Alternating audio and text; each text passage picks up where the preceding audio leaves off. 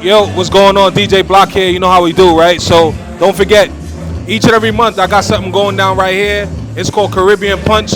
Caribbean Punch CLT is going down at Sage Restaurant and Bar right here in Charlotte. You know what it is, DJ Bloc. I got all the vibes going on in the city. Follow me on Instagram at DJ Bloc. Follow me on Facebook, Twitter, all of that. You know how we do, man. You know, just bringing the vibes to everybody in the city of Charlotte, from Brooklyn to Charlotte. That's how we do it. Your Going Out podcast, check me out on there, all right? Shout out to my brother DJ Tycoon. Bless.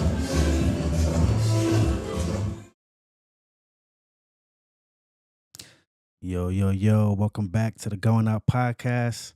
This is episode 16. I got my big homie with me, the one and only DJ Bloc. Let's give him a big round of applause. So DJ Bloc, what's up, man? Man, I keep up with this guy in the DJ space, hailing all the way from New York. You can currently find him spinning at a couple different venues throughout Charlotte, including Cheers Mate, formerly known as Sports One, Fume, I think it's still there. All right, Cafe Vibe and Bar, Sage and Northlake. So again, welcome to the show, DJ Bloc. What's going on, man? Thank you for having me, brother. Appreciate you, man. So Bloc. Yep. I want to just tell the podcast how we met, right? Because I was thinking about it today.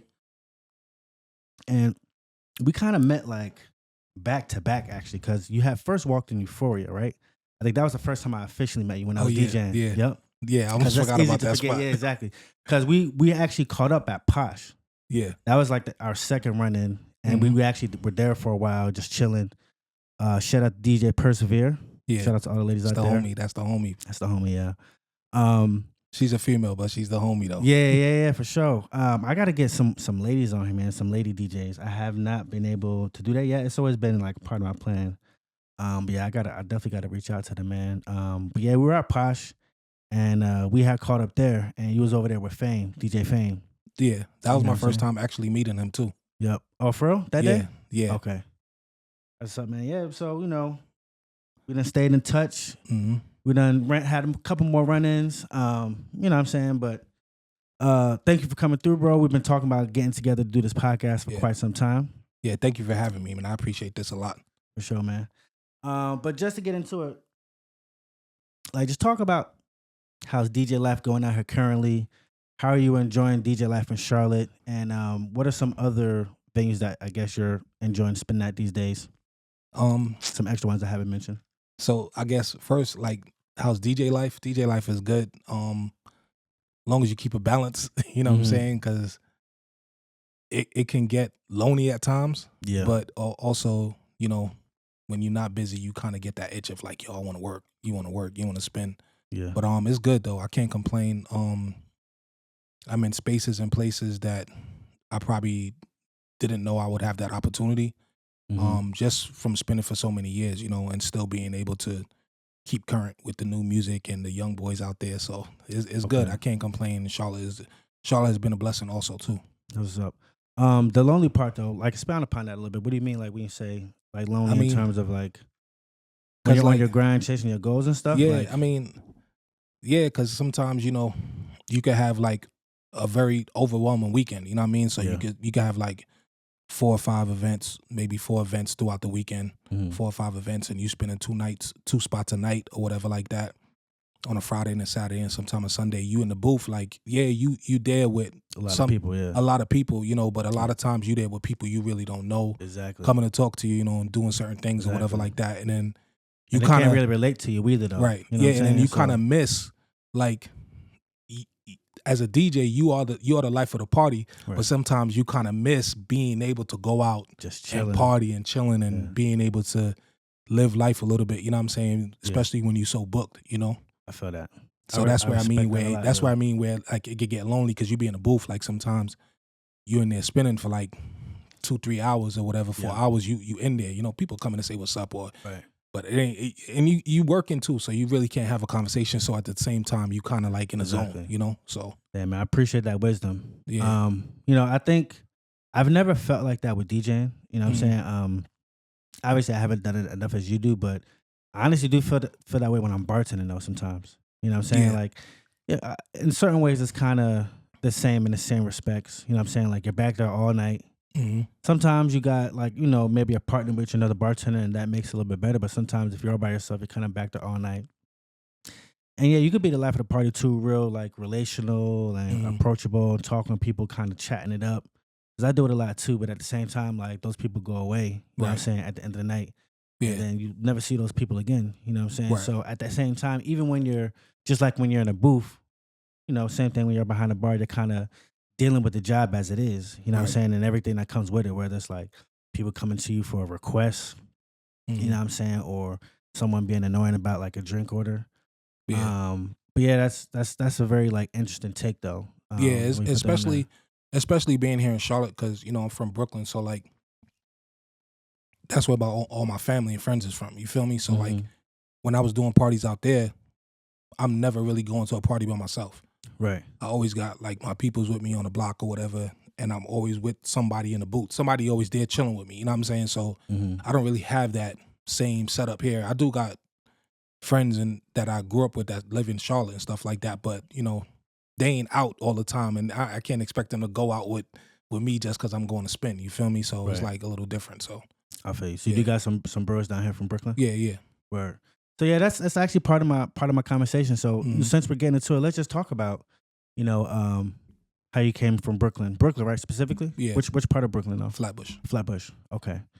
Dig it. I tried to not settle down, but I tried to get a crib out in Brooklyn. Like when I first graduated college, bro. I don't know did I ever tell you the story? No, I don't think so. If I did, you won't remember anyway. But when I graduated, I was working in New York City. You know, everybody wants to be in New York, so I thought Brooklyn was like a solid spot, bro. What year was this?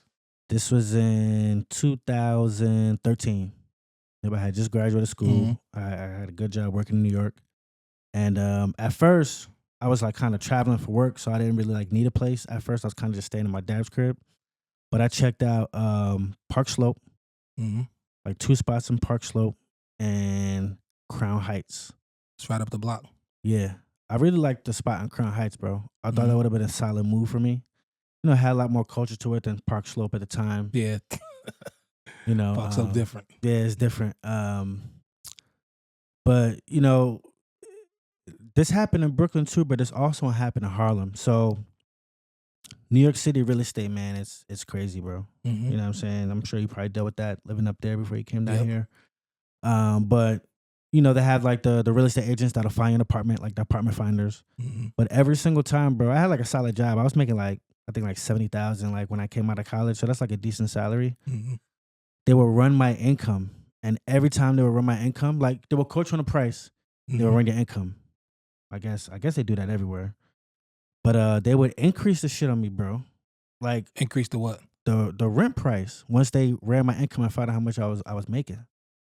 Like what you had, like your deposit or no, the rate of the rent, bro. Every single time. Oh, that's crazy. I never heard that. You never heard that, bro? Nah. For instance, I looked at this spot in Harlem on 145th. Nice spot, small, but it was cool. I think they quoted me like, you know, I ain't gonna lie, I was trying to get like some cheap shit because I was kind of like just conscious, like, you know, just of what I was spending, bro. So I think it was like $11.50 or $13.50. And then they ran my income and they increased the shit to like $17.50, bro. Like $300 or $400 more dollars. Something wild. Every month, or was that like It was every month. Nah, that's crazy. Yeah.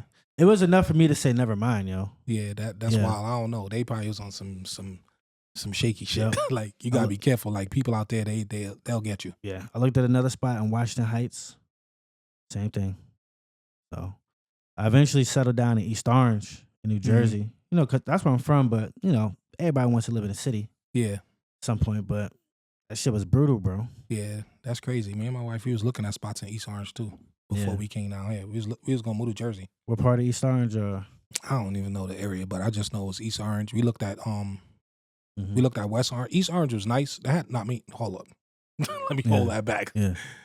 Because I think I'm confusing between East Orange and West Orange. So East Orange wasn't not nice. East Orange had really nice houses. They had nice areas, yeah. They got nice houses, like nice old. Yeah. Depending on what kind of style of homes you like, they got those forgot the name of it. Those big ass houses. They look really right. They look really nice, but it was hood. Yeah. You feel me? And I'm already from Flatbush. Like but it's a different kind of hood. You know what I'm saying? West Orange was nice too. West Orange was nice, but West Orange was expensive. You know what I'm saying at that time. But that's actually where I went to high school at. That's where I okay. graduated from, West Orange High School. Oh, okay. But That's yeah, what's it's up. fucking. You're right though, but West Orange is getting turned up too now, bro. Yeah, like, I mean everywhere, man. Like, you know, they're moving like further out into the suburbs and shit. So yeah, I used to be in Jersey a lot, bro. Word. Like spinning, bro. That used to be like that's like my second home. Shit. All right, so Brooklyn, hold yo. on. We gotta talk about that, bro. All right. So where'd you spin at in Jersey? What are some of the spots at? I used to spin at Squeeze. This is like strip clubs and shit like that. Though. This is that. That's cool. This was that era when I was in strip clubs. So I used to DJ at Squeeze on Tuesday. Where was that at? Weehawken. Weehawken. Yeah, that's right out. Oh, you right across the river. And then I used to do So Jersey Girls. You was getting they was spending that city money out there. Yeah. Then I was doing Jersey Girls on Sundays. It was another spot I used to do in I think it was like Union or some shit like that. Mm-hmm. It was a few spots, but I used to be at Jersey Girls every Sunday, bro, and every Tuesday at Squeeze. It's a bunch of different spots, but I can't really remember. This is like between like 2011 to like 2013, 14. Okay. You know what I'm saying? Like I was spinning out there a lot, but I got put on from my homegirl.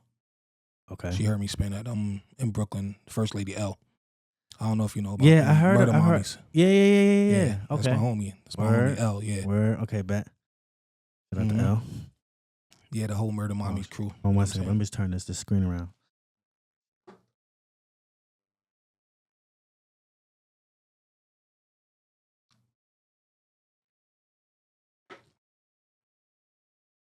Damn, so you know Lady L from Murder Mommies? Yeah. Yeah, that's the homie, you know what I mean? Like we honestly we got the same birthday and all that too. Word? Yeah. When's your birthday again, bro? Right, cool, December 12th. December 12th. Mm-hmm. That's what, Sag, right? Yeah. And how do you know 45? Yeah. I think you said? Okay. Mm-hmm. I'm a old OG. OG, man. Nah, yeah. That's where all that wisdom comes from, bro. Because you done dropped a lot of gems on me. Yeah. You know what I'm saying? I'm gonna get to some of that. Not just yet though. Definitely. So Brooklyn, man, tell me more about life in Brooklyn growing up. Like, when you were growing up, did you like play any instruments or anything like that? You have any kind of musical backgrounds? Like a lot of DJs do. Straight. That's the instrument I played. Nah, I ain't play no keyboard or nothing like that. I mean, it's just all like music is in my blood, bro. Like, so you know, my older brother is DJs. You know what I'm saying? I met the one that came down here. Yeah, Patrick. Yeah. Just him or another one too? I mean, my other older brother. I mean, they would like because I grew up in Flatbush, Brooklyn. You know what I'm saying? So we had a lot of like it's based on a lot of reggae music. You know what I mean? Sound systems and stuff like that. Yeah. So I was a kid when they was building a sound system. So, but before that, when I was like 5, you know, my mom just give me information about when I was like younger. My pops used to throw parties in the basement, and I used to be down there like dancing, like. So I've always been around like music. My pops had records and stuff like that. You know what I mean? Obviously, this is in the 80s. Right. You know, early 80s, you had to have turntables and whatever like that to play music. And I've always been around music. I remember my pops having a collection of records. I still got some of his records today too. So, like just playing his records and then watching my brothers and them build a sound system, playing outside on block parties, and then they kind of like they had turntables in the crib, and then they kind of like elevated. They used to have some audio techs. This is like audio techs was another brand of turntables before Technic 1200s. Like that's what they could afford at that time. This is like early 90s, and then they bought Technic 1200s, and then they gave me the audio techs. So I'm like 11, 12 with turntables in my bedroom, and that's how I just started playing records. I used to watch them in the basement, just watching your brothers. Yeah. How much older are your brothers than you? 10 years older than me. Okay. 10 and 11 years. They're 11 months apart. Okay, gotcha. But like my brother, my 2 older brothers, my oldest brother, he ain't really playing music, but he thought he was like a artist or some shit. Like he thought in dancehall they call it a DJ. Yeah. You know what I'm saying? Like an artist is a DJ in dancehall, and a selector is a DJ. Okay. That plays records. Yeah. So, you know, he used to be singing, chatting on the mic, doing a bunch of shit. Yeah. You know what I'm saying? Did he make beats and shit like that too? Nah. He just thought he was some lyricist guy. But then my second brother, Pat, the one you met, he was the one who really like played records, and his boys, Sammy and Richard and all of them. Shout out to them, you know what I mean? Blackstone International, those guys, they taught me how to play music, and they gave me my first opportunity to even play music in front of like a massive of people and shit like that at a young age, 12, 13. So you actually got to play for the public at that young. Mm-hmm. That's crazy. Mad nervous. Tell us, walk us through that event. So you said your boy put you on, right? What kind of party was it exactly? My brother. Your brother. So it first started from like block parties. Mm-hmm. You know, back in the days, we had a lot of block parties in Brooklyn and shit like that. So if you had a sound system, you could bring out your sound system. Matter of fact, before block parties, like people used to just bring their sound system outside on the weekend and just play music. You feel me? This is like early 90s, late 80s. So you would drive through certain areas in the summertime, especially, niggas got their sound system outside playing music. It's kind of like that in the Caribbean too. I mean, it's definitely like that in the Caribbean. So they was doing that in Brooklyn. Brooklyn is like, Flatbush is like little Caribbean. You feel me? So every block got like maybe 5 sound systems. You know what I'm saying? Right. Like there's so many DJs and shit. So it first started from that. Like they just had to set outside, and then I used to just have to watch. You feel me? Just sitting on the crate, just looking at the mix and shit like that. And then you kind of like get the concept until they're like, yo, you want to mix? Try. You know what I mean? And then I just went from there, going into like, and then into like the 90s. Like I was always spinning at like, in the 90s, like 92, 93, I was 12, 13. Yeah. Junior high school. And then when I got into high school, I was already spinning. So then I went to Western House High School. Western House High School, we had parties. So I think I went to speak to the guidance council. I don't even know who I went to spoke to or whatever. Yeah. And I was like, yo, my brothers and them could DJ or whatever. Then they let them DJ. They bought the set. And then I was fucking DJing in the school party. Damn. At like 15. You was lit. Crazy shit, yo. Everybody was fucking with you, huh?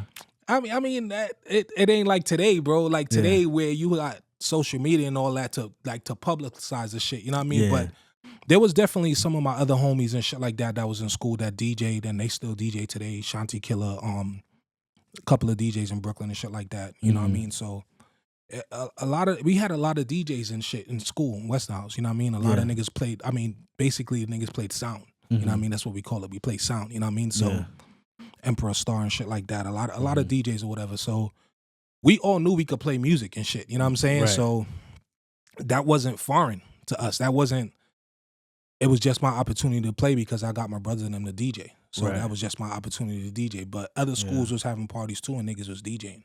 You feel me? So it was just a different animal back then.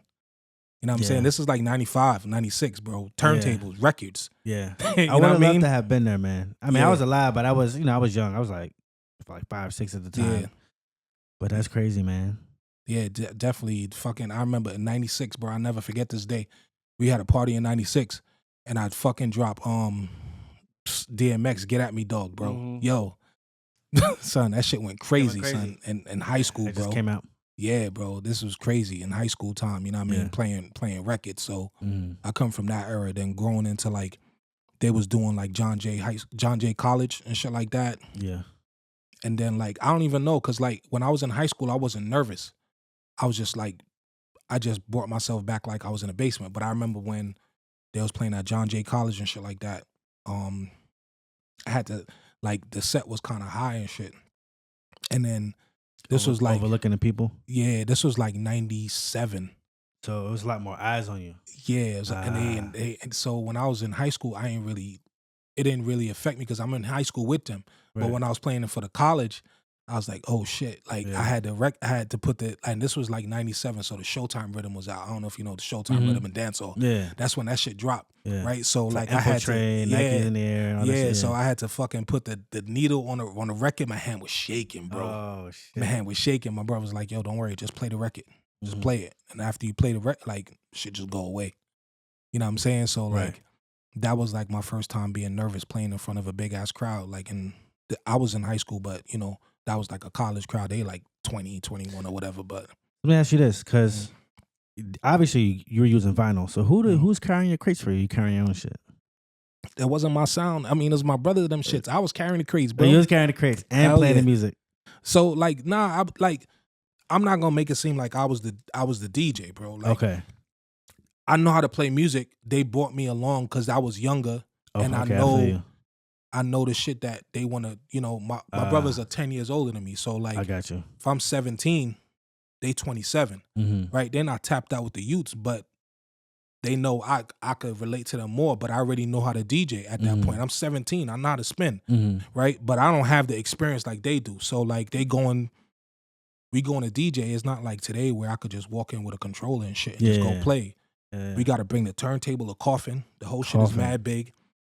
Then they got bass bottoms, mid-range tweeter boxes. Niggas had a truck? Amp, yeah, all of that. So we all bringing the shit in there, carrying crates, you know what I mean, bringing stuff in there. So it's not like somebody's carrying it for me. Like at that age, I started buying my own records. I was buying my own records, but the majority of the shit was my brothers in them. You know what I mean? Yeah. So, and I still got those records to today. Still got them. Still got their turntables to today. They bought them turntables in 1992. I still got them. Damn, bro. That shit's just hooked up in my crib right now. How many crates or records are y'all bringing in? Like for those kind of parties? So like, how many? Ballpark? Maybe about like 10 to 15 crates. 10 to 15 crates, damn. Plus, like we had like so you see like the Odyssey flight case is super big, like this big, bro. Yeah. And it's like this deep. Like 2 or 3 of those. Just all okay. Records. You'll never know where you want to go with a record, bro. So you know, today we got a luxury of laptops. I got all that shit on my laptop. You know what I mean? So I just walk and turn it on and I'm good. Yeah. You know what I mean? It's different though, like playing vinyl compared to like playing on a laptop or for DJing a Serato. Yeah. I appreciate technology today, but it's different playing on the turntables. I'd rather play on the turntables. You know what I'm saying? But in Serato, you kind of, if you're not used to playing the song or you don't know where the song is at, the music could get lost in your computer. You got like, we have so much more access to songs in our computer than we ever had on vinyl. You feel me? Yeah. So it's like you could have an Aretha Franklin song in there, but you're not gonna remember it. So when you playing on turntables, when you playing with vinyl, you skipping through the, oh shit, this record, let me pull that out and play it. Just because you see it. You know what I'm saying? It's visual. So you could be skipping, looking for something, and you'd be like, oh shit, there's another oh, let me take that out. And I'm gonna take it out like and just hold it out. Kind of like the prepare crate on the Serato. Yeah. So you just take the record out and leave it out. Yeah. And know I'm going to go back to that record, but I know that record is there. Yeah. It's not like that in Serato. If you don't actually remember the song or you don't see it, you ain't going to play it. That's true. You know what I'm saying? So There's so much songs I forget about too. Right. Even I haven't had that much music, bro. I already know how you would feel. With all that shit so it's totally different. It's a different feel too, just playing. And I'm not even talking about playing Serato. Even though you playing on a turntable. You're talking about vinyl. Vinyl is different, bro. Yeah. Do you do any vinyl gigs out here? I haven't done any yet. So it's crazy that you bring that up because the last time when my brother came, matter of fact, I don't know if it's the last time or the time before that, he brought down he drove down and just loaded up like mad records in his trunk and just gave it to me. Because the majority of all my shit is in Brooklyn still. Yeah. In my parents' basement. You know what I mean? But I have a lot now. Yeah. So I could do a party. I could definitely do more than a party. I could do a whole night of vinyl. Have you ever been to vinyl? You been there? Yeah. Have you ever tried to spin I was supposed to. Yeah. You know Smitty then. Smitty. Yeah. So me and him spoke once or twice, and then I spoke to the other dude. He like the mayor out here and shit. Black dude. He always in there with him. I forgot his name. I don't know. I met him and then he was spinning. Yeah, Spitty was in there. He was like, "Yeah, holla at me. We they get do it the going." Wednesday joint. Yeah, but I have just never got to the time where I'm like, "Yo, I'm gonna do. I gotta practice, bro." Yeah, like it's not like. I mean, it'll probably take me a day or so to get back in it. You know what I mean? But I still got records in the crib, but I listen to and shit like that. Okay, it's just different. I love the sound of it. It's just totally different. That's what's up, bro. What are some other DJs that you looked up to in Brooklyn, like when you were growing up, that you really fucked with? That you was like, yo, maybe somebody you learned from, or definitely you had your other brothers. Definitely my brother. You know what I mean? That he's my first person that I actually watched DJ and learn. You know what I mean? And Sammy and Richard and stuff like that. Like my brother's boys and stuff who lived on the block. But like growing up listening to, I would definitely say, Funk Flex, because he was on the radio back in the days as a kid, and you like, damn, this nigga going in. You know what I mean? A lot of DJs. Clue was on the radio. Definitely Dancehall, Babyface, Mataron.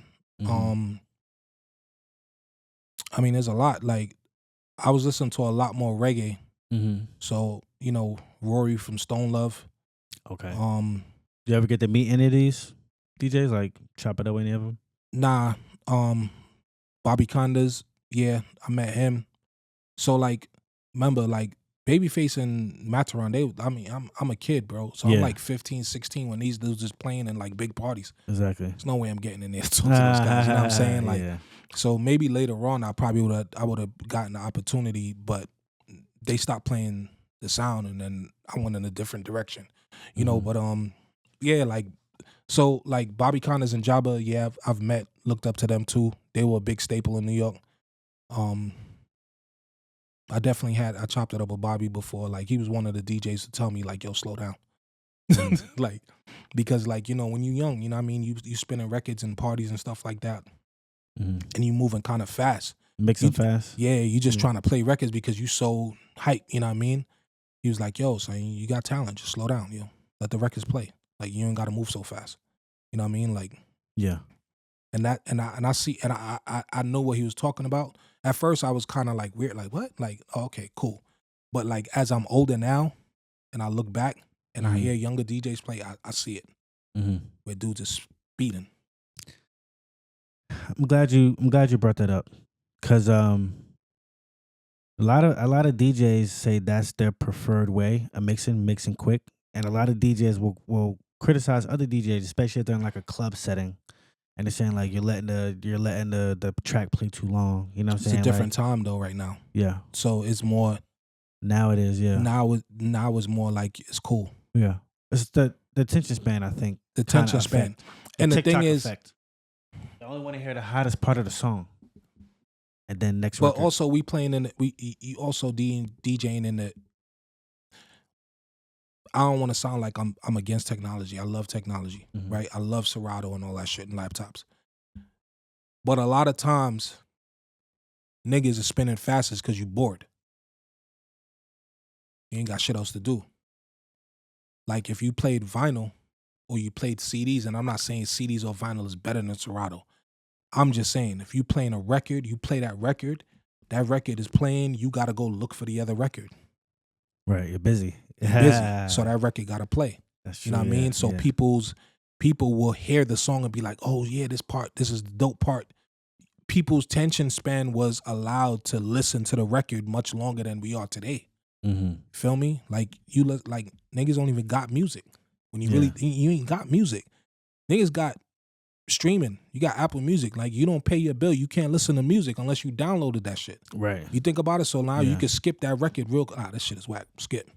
You know what I'm saying? You ain't like if you was listening to somebody's album on a tape or a CD. I mean, CD you can skip, but on a tape you gotta kind of listen to that song until you get to the next song, and then you be like, you gotta sit there and fast forward. You gotta take you like 15, 20 seconds, a minute or so to get through it. Yeah. You know what I mean? So people's attention span is totally shorter today. So at that point, you in a DJ booth, and I'm not knocking DJs who spin fast because there's times I spin fast. Yeah. I know when to go fast and when to slow down. You know what I mean? But because you ain't got shit to do. Serato's right there. The next song is right under it. You know what I mean? Load the deck and spin it.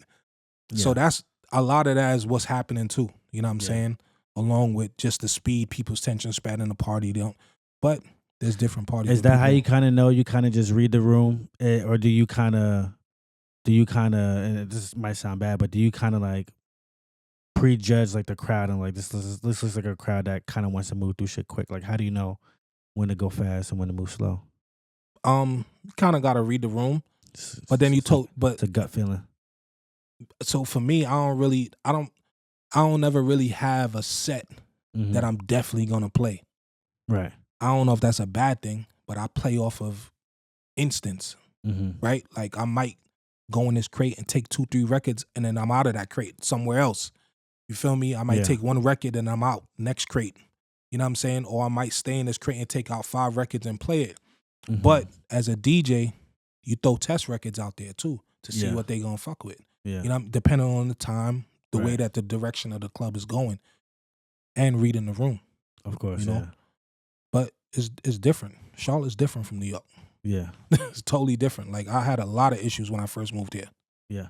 just spinning, bro. All right, so let's back up a little bit because I had that on there too. So let's talk about your transition coming down here, right? Well, first off, in order to set that up, let's talk about why and how you came to Charlotte to begin with, right? Just a little bit of a personal story. So, you know,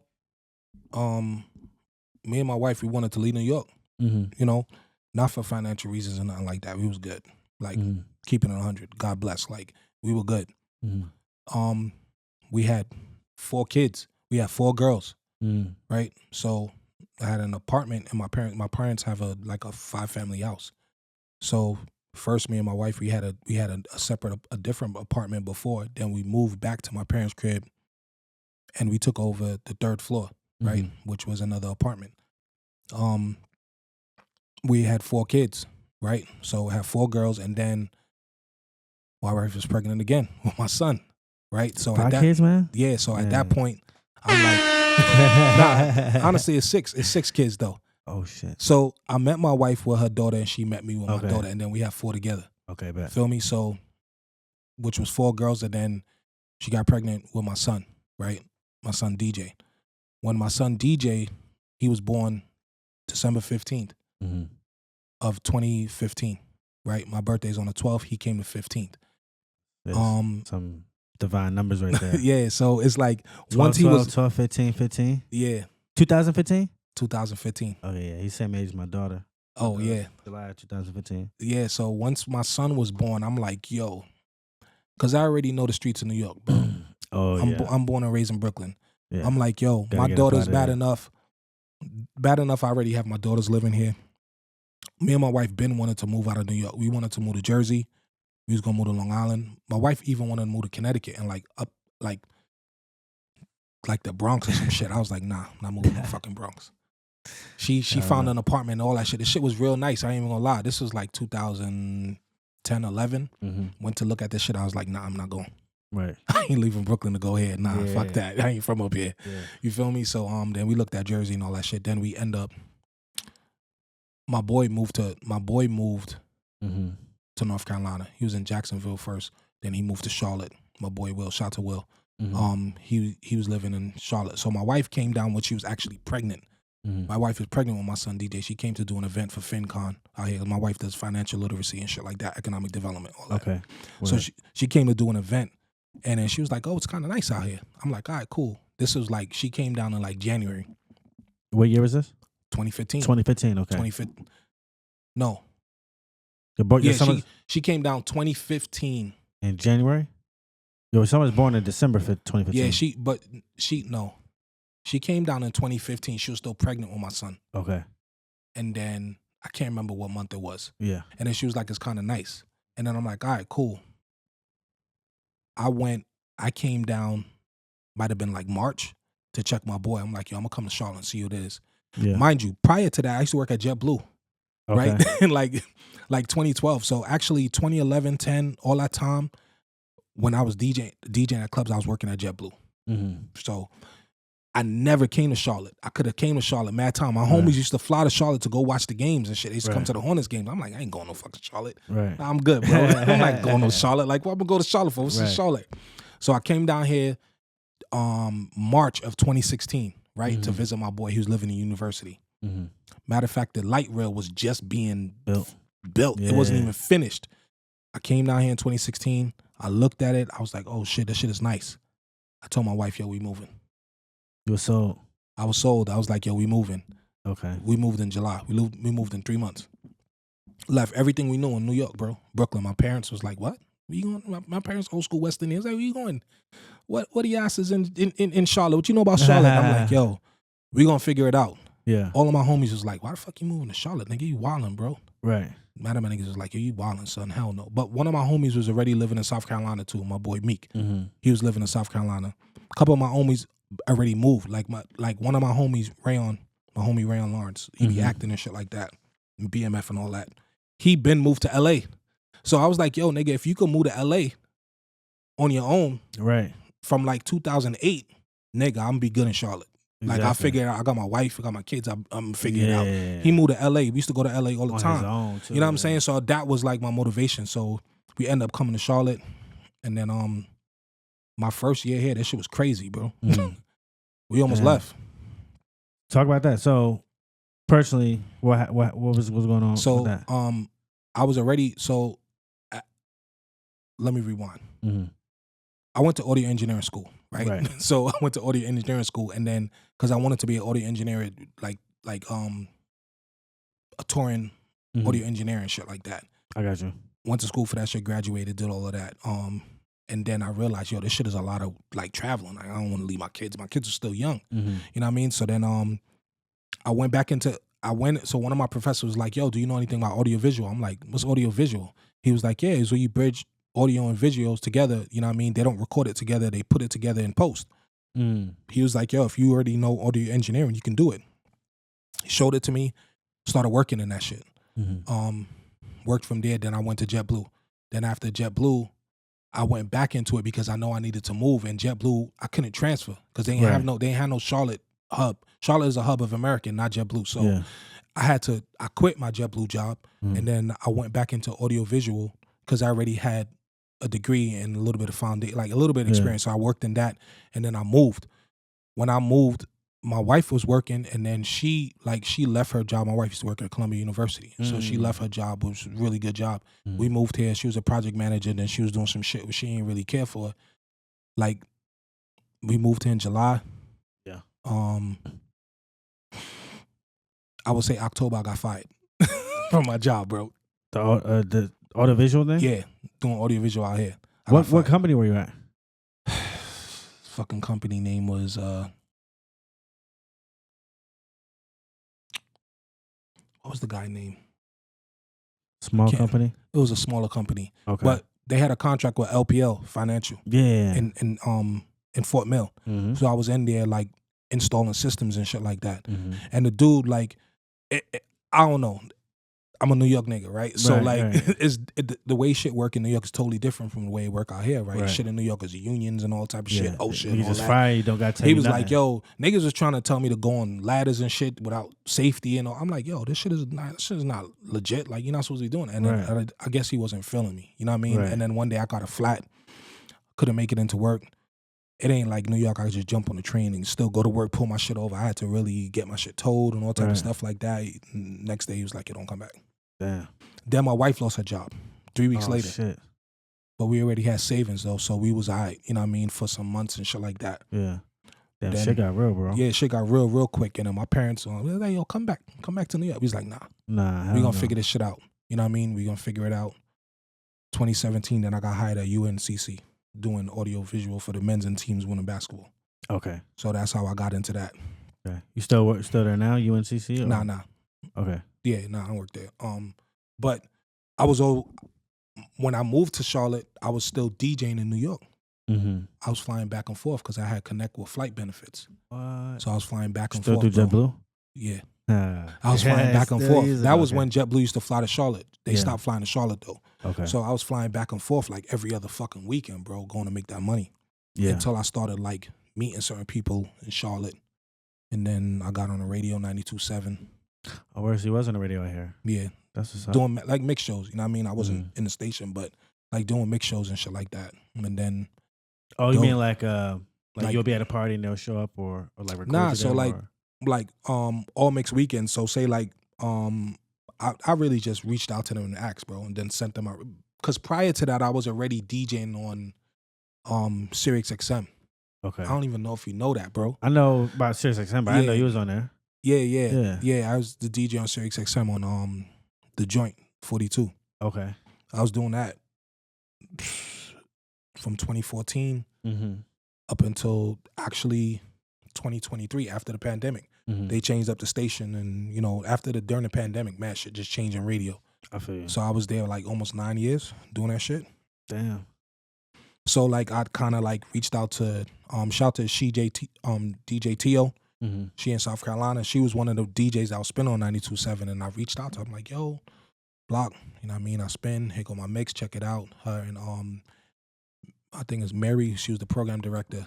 up there, and I sent them my mix. They listened to it. They was like, "Yeah, we put you on." So they used to have like mixed weekends and shit, like for like Thanksgiving, you know what I mean, July 4th, shit like that. Then they put my mix on, and then my shit started circulating, started moving around, meeting a few people, and then my homie Bobby and shit, who live in Atlanta now, but he was out here. His homie is my homies from Stats, shit like that, and that's how I got in, plug in Stats, and then niggas was like, "Oh, you from New York? You know this person?" Blah blah blah. Yeah, know that person. Then I started spinning in there. I was gonna ask, did you have like anybody down here before you moved that you kind of like had you plug? You didn't kind of like scout the area before you came down here. You kind of just wait. Well, you said you was going back to New York anyway. Yeah. So was that your original plan? You just said, "Fuck it, I'm gonna just go to New York, bro." Well, I was going to New York because I needed to make money, bro. Like, you know what I mean? I needed to make money, and I know because I was already booked all the time in New York, bro. Like, right. That's the thing. Like, a lot of my homies was like, "Nigga, why are you leaving, bro?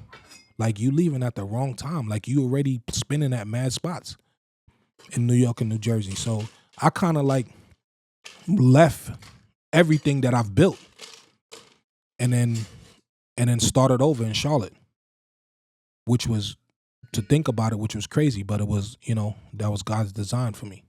Yeah. So like, how else did you work the scenes though? We kind of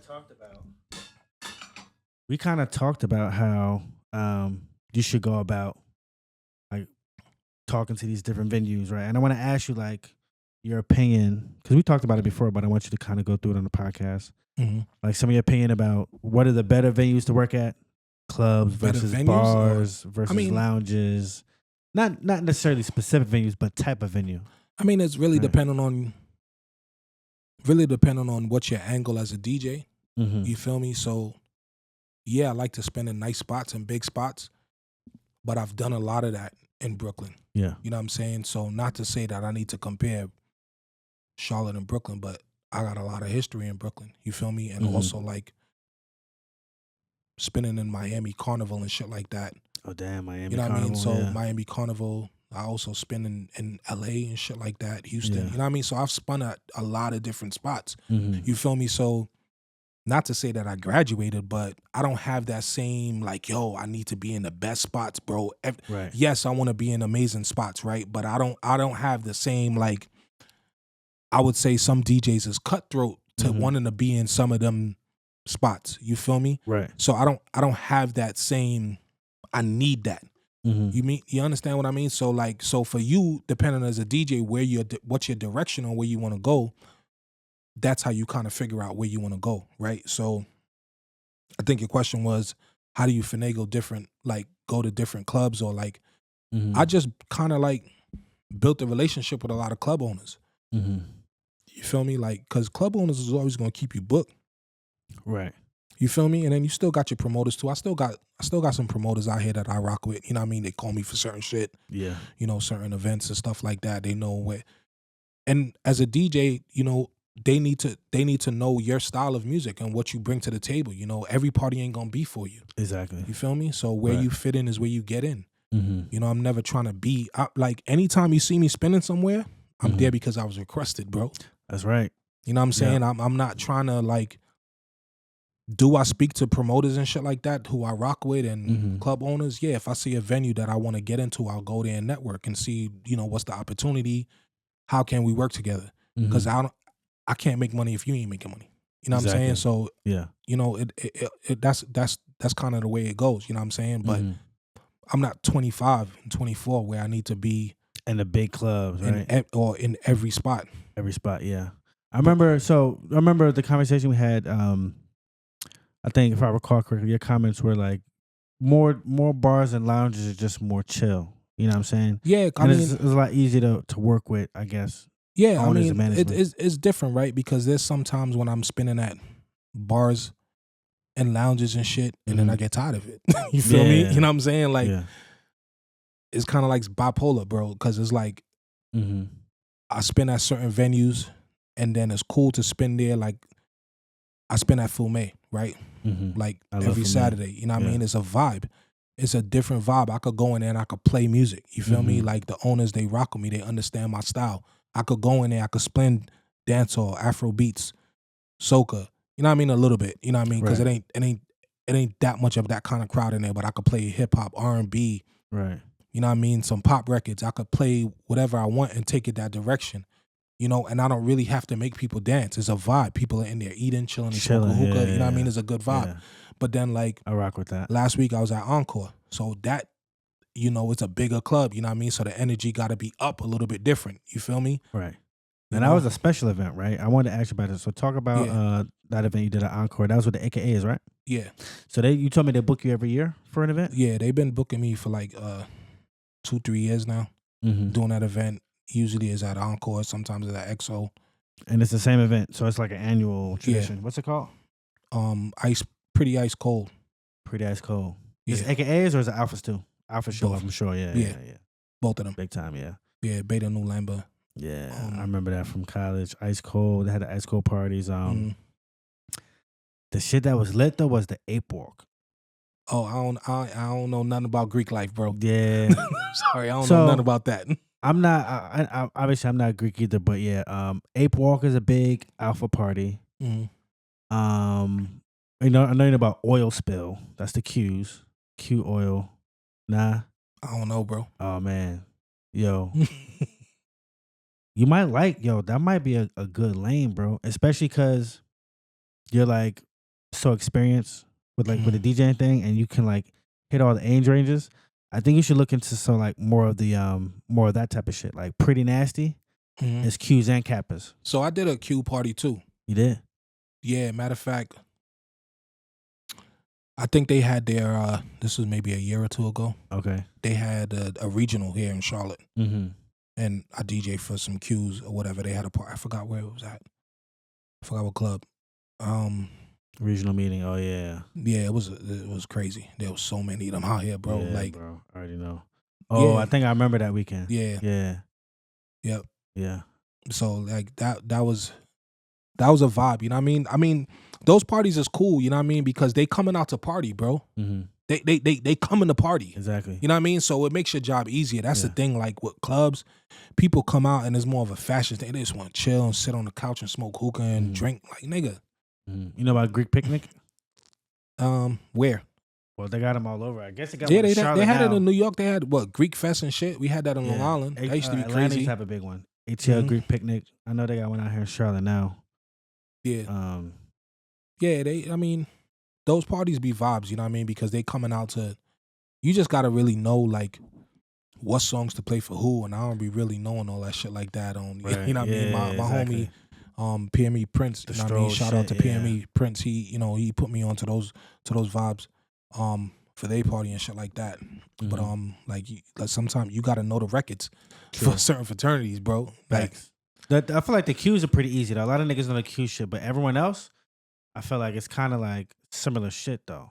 But I know the Kappa's got some shit, but I can't remember the exact song. I think like "Wipe Me Down" might be their shit because they do the whole shimmy shit and whatever. Yeah. I guess it kind of matches well. Yeah, whatever, but it'd be a good vibe, you know what I mean? Mm-hmm. What's something about New York that you really miss that you don't kind of have down here, like in terms of DJing wise, party wise? I would say what I miss about New York is the I'm looking for the right word. Is basically New York much more cultured. Yeah, New York is much more cold. It's more of a melting pot. So you have so many different walks of life. So you can go different directions in music, bro. Yeah. You have Latin music in the same party. Yeah, bro. You hardly hear that here. Everything is so Latin party. Everything is so segregated here, Very bro. segregated, yeah. It's segregated. It's not like I mean they do have like New York in the city and shit like that where they do have the Latin parties and Queens and Uptown and the Bronx and shit like that. But you could go to a spot in Manhattan or Brooklyn now and hear everything. And hear every fucking thing. And there's a lot of spots like that. Yes. There might only be like one spot. Let me explain something like to you. Yeah. Like, a lot of niggas be getting mad at New York Break DJs, it down, bro. Break it down. A lot down. of niggas be getting mad at New York DJs, bro. But honestly, New York City is such a melting pot. Exactly. You kind of fucking have to know how to play everything, bro. Exactly. You have to know how to. You gotta know how to play dancehall. I mean, there's some niggas who don't do that. They just play their kind of music. But the majority of DJs in New York City could play dancehall, soca, Afrobeats, hip hop, trap, everything, bro. Everything. Because it's so, like everybody's in the party, bro. You have to cater to that shit. You know what I mean? You have to, bro. So I was gonna ask you about being like a New York DJ, someone from New York. Obviously, track selection, as you just mentioned, but can you, like, if you just saw a DJ, right? Is there something about his particular style, in addition to his track selection, that you would pick up and be like, oh, that's a nigga from New York? I don't know. I would have to. Yeah. I would have to listen for a minute, and I don't really get to go out, and especially like living in Charlotte, because I kind of already know who's from New York or whatever like that. Right. But a lot of people tell me that when I'm playing. Really? They be like, yo, I know you from New York. I know you're not from here. I feel like New York niggas do stand apart, though. And sometimes it's hard to describe in words, though, but you kind of know. You know what I'm saying? I mean, I'm not trying to say it's like my aura or anything, but people do tell me that. They be like, yo, just the way you carry yourself. But majority, because of the selection of songs that I play. Yeah. You feel me? They like, yeah, you're not from the South. Like, I could tell. Yeah. Well, like, when you play your reggae shit, it's probably deep cuts and it's like, oh, niggas, like, shit niggas forget about. Yeah. You know what I'm saying? Because, like, most of the regular DJs out here, they're going to play probably a lot of the same reggae. But, like, the shit you would play, niggas be like, yo, I didn't even know about the song. Yeah. Or, like, I've heard the song, like, years ago, and I forgot about it. You know what I'm saying? Yeah, I mean, that's because I'm fucking like... I might need to come tapping with you, man. I'm like, reggae music, like, I'm not Jamaican. You know, my mom's is from Montserrat. My father's from Grenada. I was going to ask, do you got some Caribbean roots? Yeah, definitely. My parents is Caribbean, born and raised, bro. Like, me and my sister was first born Americans. My two older brothers was born in London. My parents used to live in London after they left. That's some real Caribbean shit. Yeah, they used to live in London for years. Okay. Then they moved to America and had my sister and me. I'm the last one. Oh, yeah. You know what I mean? So... And then just especially like going to the Caribbean as a kid, you know what I mean? Living in Flatbush. Flatbush is like the heart of Caribbean music in New York City, you feel me? So it's like that music is just in my veins, you feel me? It's no, like that shit is like, I just know it. I didn't know about Flatbush though, because I know Caribbean music is everywhere in New York, especially Brooklyn. Yeah. But Flatbush, you would say that is like the epicenter of where a lot of... bro. Flatbush is little Caribbean. Okay. They got like the shit is on the street names, bro. Like you could find any restaurant in Flatbush, bro. And I mean, it's expanded. You feel me? Like Flatbush was like the staple back in the days, like as 80s, 90s, all the Caribbean people live in Flatbush, then it moved to Canarsie, Crown Heights, you know, East New York, Bed-Stuy, Browns. It started... Queens, you know what I mean? Queens Village, Hollis, shit like that. It spread it. You know what I mean? Because like, not everybody, but a lot of Caribbean people first, they come to Brooklyn or whatever, they live in Flatbush or whatever, and then they like, oh, this shit kind of mash up, let me move. You know what I mean? Then they go to Queens and shit. That's how Queens got fucked up. A lot of Brooklyn niggas moved to Queens, you know what I mean? Like, I remember my parents were gonna move to Queens back in the early 90s. Shit was crazy out there too. My cousin lived in Queens, you know what I mean? So it's just a little, it's just a, not little, but it's, you got Caribbean people from every island there, bro. You know what I'm saying? So you got people from Trinidad, Grenada, Antigua, Montserrat, Guyana, St. Lucia, Barbados. You know what I mean? Like St. Kitts, Nevis, everywhere in Brooklyn. You know what I mean? And that's how we give it up. We one community though. You know what I mean? So it's like everybody from different islands, but it's all the same love. Same love, yeah. You know what I mean? Same vibe. That's the same vibe. So you kind of gotta know how to play that shit. I like that. What was it like growing up in Brooklyn in the Biggie era, especially as a DJ? Talk about that a little bit. So I'm young though at that time, 16, 17. I mean, 15. That's old enough, bro. But you were spinning. And I'm spinning and shit. Yeah, he was alive, bro. Yeah. Yeah, I got Biggie records and all that, bro. I was tight when he went to LA. I was like, "What the fuck you doing there?" You know what I'm saying? And I went to Westinghouse. Biggie went to Westinghouse. Damn. Jay-Z went to Westinghouse. Busta Rhymes went to Westinghouse. Foxy Brown went to Westinghouse. Yeah. You feel me? So that shit is known. The school is known for like music. You feel me? That time was a different time, bro, with music, bro. I love my favorite year. And this is like hip hop time too. Cause I mean, like I love reggae music and shit and dancehall, but you still in tune with hip hop. Yeah. You know what I mean? Biggie was the nigga. He was that man. He was the man. And he was Jamaican too. Yeah, he is like, It's that Caribbean shit, bro. Like Yeah. it's like we grew up with music. Mm-hmm. You know what I mean? And he from the streets, nigga know his shit. Biggie was nice, bro. Mm-hmm. Like that shit affected a lot of people in Brooklyn when he died. Yeah. Never forget that day, bro. 97 niggas was like, the fuck? Crazy. School niggas in school Fucked crying up. and shit, bro. Yeah. Niggas in Niggas school probably crying. Niggas probably sent niggas home early Bro, from school. niggas was like, what the fuck? But, you know, it's life. Yeah, bro. But Jay was known, Mm-hmm. but not on the levels of Big, though. Jay didn't get on. I mean, he was on, but his shit Like didn't 3-4 level up years until later. Yeah, You know what I'm saying? But he was nice, though. Niggas knew about Jay-Z and shit because of course. Flatbush, you know, Bed-Stuy, Yeah. Crown Heights, that shit is right there. So niggas knew Mhm. about Jay-Z. You know what I mean? But What was your favorite Biggie record to spin before he died? That you used to play in your sets?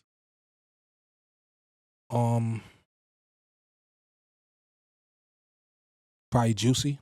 Juicy. Yeah. Yeah, That was the one. that shit dropped hard. It was all a dream. Mhm. That shit was hard because it felt like he's the voice for everyone. You know what It I'm was saying? speaking to you. Yeah. Speaking to everybody. Yeah, it was different. Mm-hmm. And I also like Unbelievable too. Just the way that shit dropped. Yeah. You know what I mean? That shit was hard, bro. Like Yeah. that was probably one of the hardest records that they never really fucking get to the levels. But Mhm. in Brooklyn, that shit was hard. You know what I mean? Mhm. So Damn. that was, So, how about down here now? Now you're in Charlotte. Mhm. Obviously, it's nothing like New York. But I don't compare it, bro. Like don't compare. I'm keeping 100. Nah. I never compare Charlotte and Yeah. Brooklyn. Don't compare it. I love both. Right. You feel All me? right, Like yeah, that's what I'm asking. What are some things you appreciate being down here now about Charlotte? I appreciate being able to just do what the fuck I want to do, bro, and Mhm. and not being harassed. You feel me? By police. I mean, you still gotta watch your back, niggas in the streets. oh yeah, You know what I'm saying? But I'm not in the streets. You feel me? I go do what I do and I go to the crib. I ain't gotta worry about niggas on the block. I gotta pass Running through up in this your block. shit. You know what I mean? Shit like that. Like I could Oh. live in peace. You feel me? I ain't gotta worry about cops harassing me, coming home, driving. Like it's just so shit like that I appreciate. I appreciate having my own space in my crib. My neighbors not on top of me. Exactly. I mean, I was blessed to always be raised in a house. My Yeah. parents had a house in Brooklyn. Mm-hmm. You know what I'm saying? So I lived in a house my whole life. Mm-hmm. So I appreciate that, but I appreciate having my own shit. Exactly. You know what I mean? And not having neighbors right next to me. Even though I lived in a house in Space. Brooklyn, I had 2 buildings right besides my shit. Right. Like Which- literally, Which was close. great because I had my niggas and shit like Yeah. that. If you come out, niggas is always outside. But Yeah. now I don't want to be outside with me chilling on the block. And I do miss it at times, but Mhm. I got my niggas that I talk to all the time though. So Yeah. but I appreciate Charlotte for what it is. I appreciate the beautiful weather. Mhm. I appreciate being able to go outside and Mhm. just chill and I could go outside and not see nobody and be all right. Mhm. And be good. Like I don't see nobody. You know what I'm saying? Sometimes you just need a break. I feel that. Need some air. Yeah. Where you ain't got somebody, you come outside and yo, what up, son? Yeah. Every Yo, what's day, good, bro? You know what I mean? Like, and sometimes you don't want to talk. always people outside. There's bro. always somebody outside. Like Charlotte, depending on where you live at or whatever. But it's beautiful though. I love it. Like I see being nobody. able to raise my kids here. You know what I'm saying? I'm blessed. My children and my family's healthy. So Mm. How about DJ wise down here, as compared to New York? Well, we're not comparing, but what are some things you appreciate spending down here? that is good and bad. Good thing about it is being able to pull up to the club and be in the parking lot. Yeah, Go. that's so true, yo. I mean, one thing though, I'm gonna tell y'all club owners, man, y'all need to start putting parking spot for DJs, bro. Facts. Like, stop playing around. Y'all niggas be coning off shit for other people. Exactly. Like, the DJs need a parking spot, bro. Exactly. You got to You know carry what I all mean? that equipment in and shit. Yo, yeah. come on, we shouldn't be walking from the back of the lot. You know what I mean? There's a few clubs in OD. Charlotte that got spots for DJs and shit like that. Yeah. Shout out to Stats and them there. You got spots for the DJs and shit like that. Mm-hmm. But a lot of y'all don't be caring about the DJ, bro. Y'all be getting these little not ass be DJ looking booths these and out. shit. But Some of these spots probably don't even give you a drink tab. not me. Not you. You always get your shit. Yeah. Yeah, I mean, you got to negotiate for what you need. Facts. You know what I'm saying? Like, sometimes you just expect that, but sometimes you gotta have a negotiation. You gotta talk to them. And I get it. Sometimes you're dealing with a promoter, they ain't really trying to hell that shit for you. You know what I'm saying? Yeah. But you could talk to the promoter, whatever you need. You want a hookah, you want a drink tab or whatever, $100 or whatever. They could afford to do that. They really care about you. But I appreciate Charlotte. I mean, Charlotte good. I love it, bro. I've been here 9 years, man. I feel like there'll be more fights in Brooklyn though at the parties. You think there's less fights here or more fights? I feel Here? like niggas in Brooklyn. I mean, I don't know. I could be wrong. I could just be making assumptions, but I feel like niggas, because in Jersey, nigga, every party guaranteed by the end of the night. It was a fight. Nigga, But I mean, time, you probably bro. dealing with a lot of younger niggas at that time, though. At that time, that's true. Yeah. Yeah. So I mean, Yeah. when I was younger in New York, niggas be fighting too. Mm-hmm. Niggas doing stupid shit. Shots ring out. End of the night. Niggas chilling outside. Mm-hmm. Ain't no parking lots like that. Yeah. So you park on the block. You feel me? You outside. Like, we used to be outside all the time. True. We weren't like, nigga, we wasn't thinking. Yeah. Like, we just outside, bro. Bro, I remember we used to leave out of clubs with bottles, bro. Going crazy. Outside. Like, nigga, we pay for this. Fuck you talking about? We taking this, nigga. Like, I'm not leaving this shit in here. Straight When I mean, we used to be buying bottles, bro. That's why I look at that shit now. I'll be like, yeah, I get it. Niggas want to spoil out. I was there. You know what I'm saying? But I'm taking my Grey Goose with me. You know what I mean? You know what I mean? So niggas that was the too drink. much money. Ciroc. And niggas was taking paying that like, shit. back then, how much is a bottle in the club? Depends. Like, sometimes $100. Mm-hmm. But used to be buying like, used to be a lot of, used to be like 15 of us. Mm-hmm. We have like 8 bottles, bro. 10 bottles. Ciroc, Grey Goose. 2 niggas a bottle, that's a lot. Bro, it used to be Niggas was so drinking much, a bro. lot, bro. It used to be so much. We used to leave with shit sometimes. But, you know, that was back in the days. So, I mean, shit used to pop off outside. Niggas be fighting, shots ring out. Shit happen, the stupidness. Not every time, but it happens in Brooklyn, bro. Mm-hmm. Out here, I'm sure it happens. I don't know. I don't really be in those kind of spaces. And I'm not really chilling till after the club. Right. I go through, pass through, show my face when I do have time because I be working a lot. Mm-hmm. That's the only thing. Like, I'm working so much sometimes I don't really get to go out and hear other niggas spin and support and shit like that. Mm-hmm. You know, I feel like you do that here though. I've seen not as you, much as I yeah. need to, Yeah. and I want to, I feel because that. it's a battle. It's a battle between being off, Yeah. spending time with the family, Exactly. Yeah. and then And your son is giving only back. 9. So. yeah, my son is 9 and 7, so it's like I got 2 sons. It's like spending time with the family, working on my craft, Yeah. and going out and meeting people. I need to go out and meet people more. Yeah. And I don't get to do that enough. Yeah. I feel the same way, trying to balance everything, man. Especially like with this podcast now, making time for that. And I know we talked about working out and shit, but I'm like on this health kick, bro. I'm drinking right now because same thing podcast, here. but at the same time, Yeah, I'm like, drinking because you got me in here drinking. yeah, we chilling right now. You know, I don't do these every week, so yeah, that's all good. But Might as well. yeah, bro, like trying to keep a tough schedule. Like my last podcast episode, and God willing, I'm gonna edit this one faster. But it took me like 3 weeks to edit that shit, bro. yeah, editing is no joke. Yeah, but that's just now. Before I would just stay up. I would just stay up and lose sleep, stay up for hours. I spend 4 or 5 hours a night over 2 nights and get it done. But since I've been prioritizing like my health and my rest and everything, I would come up here, I would work for like 20, 30 minutes, stop, go to bed. And I did that for like almost 3 weeks, bro.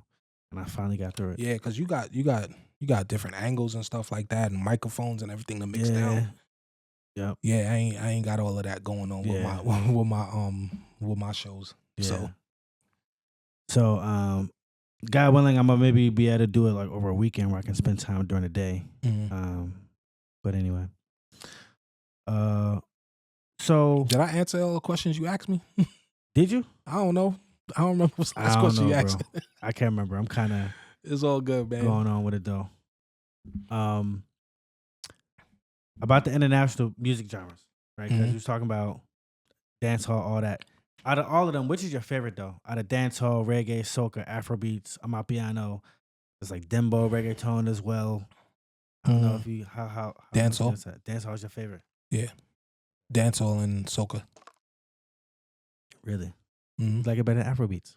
Yeah. I feel like Afrobeats is it's more popular now, I feel like. And just to me. Might be. For you, it's different.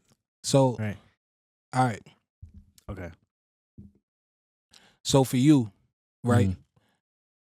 And I was talking to my homie earlier today, right? Yeah. All right. So before you continue, I'm gonna just let me rephrase. Right. I feel like I'm not saying it's better. I'm just saying I feel like Afrobeats is more commercialized now. Right now, it's the hot thing. Yeah. Even white people like that shit. Mm-hmm. They're hot for it. Yeah. Yeah. Go ahead. You can play Afrobeats anywhere, bro. Right. You can play Afrobeats in top 40 airport. white spots, bro. Yeah. They ain't trying to hear dancehall though. Depends. Right. You know what I mean? Sean Paul, Beanie Man, certain artists you could. The real commercial shit, yeah. In a sense, more of older dancehall. You could get away with playing in like certain spots, but you'd be surprised though because like say for instance when I was spinning a vibe bar, right? But I'm gonna go back to your question. I'm spinning a vibe bar, and this is the thing. A lot of times we think that people from other nationalities don't know our music or certain shit. So I'm spinning, and vibe bar, it is not your normal urban spot where it's like they catering to our people. It's different. So they got different walks of life walking in there, you know, they lawyers and shit like that and all type of stuff. The lady was like, yo, can you play some Sean Beanie Man? Really? She was like, yo, play some Beanie. She was like, you from Brooklyn, right? I'm like, yeah. She like, yeah, play these songs. I was like, all right. Is this a random white lady or? Yeah, I mean, she was like in there chilling, vibing. But I guess she like, because when I'm spinning, I'm free flowing, right? So I'm from hip hop. I might go to a little bit of dancehall. I'm in Afrobeats. I'm in that bag. So I guess like the way that I'm moving through genres, she probably like, oh, well, this sounds like reggae. Yeah. And Afrobeats do sound like reggae, dancehall. Yeah. So that's probably what prompted her to ask me. Yeah. You know what I mean? And I definitely played it. I gave it to her, you know what I mean? Stuff like that. But I think your question was like, Afrobeats is more commercial. Yeah, it's more acceptable in certain places. It's like a vibe, you know what I mean? It's like part of that open format area. But I love dancehall and soca, bro. I love hip hop too. Yeah. Like, don't get it twisted. Like I love hip hop and shit like that and dancehall, but I definitely can split in hip hop like you wouldn't even know I play reggae. So is it big definitely just because like it's closer to your roots, the dancehall soca? Yeah. You know what I mean? And I understand the dialect, and I know which artists was from what countries and all that, and what. So there's different soca. You know what I mean? You soca. Showed me earlier, like I was playing tracks. You were just like, yeah, that's at a circle. Yeah. You know, like. You know what I mean? Like just from hearing, and I know like there's soca from Grenada. Grenada soca is different from Trinidad soca. Okay. Barbados soca is different from Grenada and Trinidad soca. And you got French Guyana, and you got everywhere else. You know what I mean? Everybody has their different. It's all soca, but it's a little bit different. But if you from the culture, you know what's for who. So if you're from Barbados and they got soca music, do they just call it soca or do they call it something for them? I mean, they call it soca. That's the general name of it. But what is this shit called? Niggas gonna be mad at me, bro. Or another country. It doesn't gotta be Barbados. Yeah, like in Grenada is Jab. Okay. You feel me? It's like Jab soca. You know what I mean? And then like Trinidad soca is more of like what's the name of it? Trinidad soca is more of like melodic. Okay. You know what I'm saying? Yeah. But like say I would know all of those certain dialects and what countries it's from. Like I would know, okay, I'm about to play a soca, I'm about to play a Marshall, so I know people from Trinidad, they ready for that. Or GBM Neutron or some shit like that. Or if I'm gonna play Talpre, that's niggas from from Grenada. Niggas gonna know. If I play Little Rick is for Barbados, niggas gonna know. Now, you know what I'm saying? Obviously, I know you know this shit, but do you organize that in your crates at all like that, or put notes or labels or anything like that? So you know, I mean, off the top. I mean, I do have some crates that's like Jab, like because I know certain records that I know that I'm gonna play behind each other for Grenada. I got those shits ready, lined up. You know what I'm saying? Or like Trini Soca, I don't really label it as Trini Soca. I just have it in the Soca file, and I just know by the artist. I know that's for Trinidad. You feel me? So same thing like that. You know what I mean? But I don't really break it down to the point where it's like by island. Some people do have it like that though. Yeah. But like, say for instance, I know that about like dancehall and soca, shit like that, reggae music. African DJs know that about Afrobeats that I don't know. You feel me? To me, as a Caribbean person, I know Afrobeats sounds like a mixture of dancehall and soca. Right. So for us who play dancehall and soca, who's Caribbean, Afrobeats is no different. Right. It's the same speed, same tempo. It's the same, very similar. But when it comes to like, oh, this artist is from Nigeria, this artist is from Ghana, he's from this area, we don't know all of that. Right. You feel me? Yeah. We don't, but we know big artists like Burna and shit like that. We know, but like they got the technos and this person, Darko, and that, we don't really, like, that's like you asking me about popcorn. I know popcorn is Jamaican, you know what I mean? Yeah. From what parish in Jamaica, I don't really know, but I know like certain areas where niggas is from, like, you know, shit like that. So they have that part of the dialect of Afro beats that we may not know those dialects, and like certain things that they're saying in the records in Afro beats we may not know because they mix, Afrobeat artists mix English and their language in the songs. Okay. So one part they're singing English and the next part they're singing in their native language. But they make it sound so good and melodic and you just sing the shit. Which that Afrobeats is wicked, son. I ain't gonna lie, it's dope. Yeah. I fuck with Afrobeats and the dancehall too. So you say your parents from Grenada and Montserrat. My mom's from Montserrat, small island in the Caribbean. So right next to Antigua. What were some of the artists that you heard growing up from those areas in your household? My parents ain't play a lot of soca music. They didn't. Nah. Reggae. All right. So who? I mean, they listen to like Sparrow and Arrow and shit like that back in the days, but you know what I mean? They listen to a lot of reggae. They wasn't big on playing records though. Yeah. You got it from your brothers.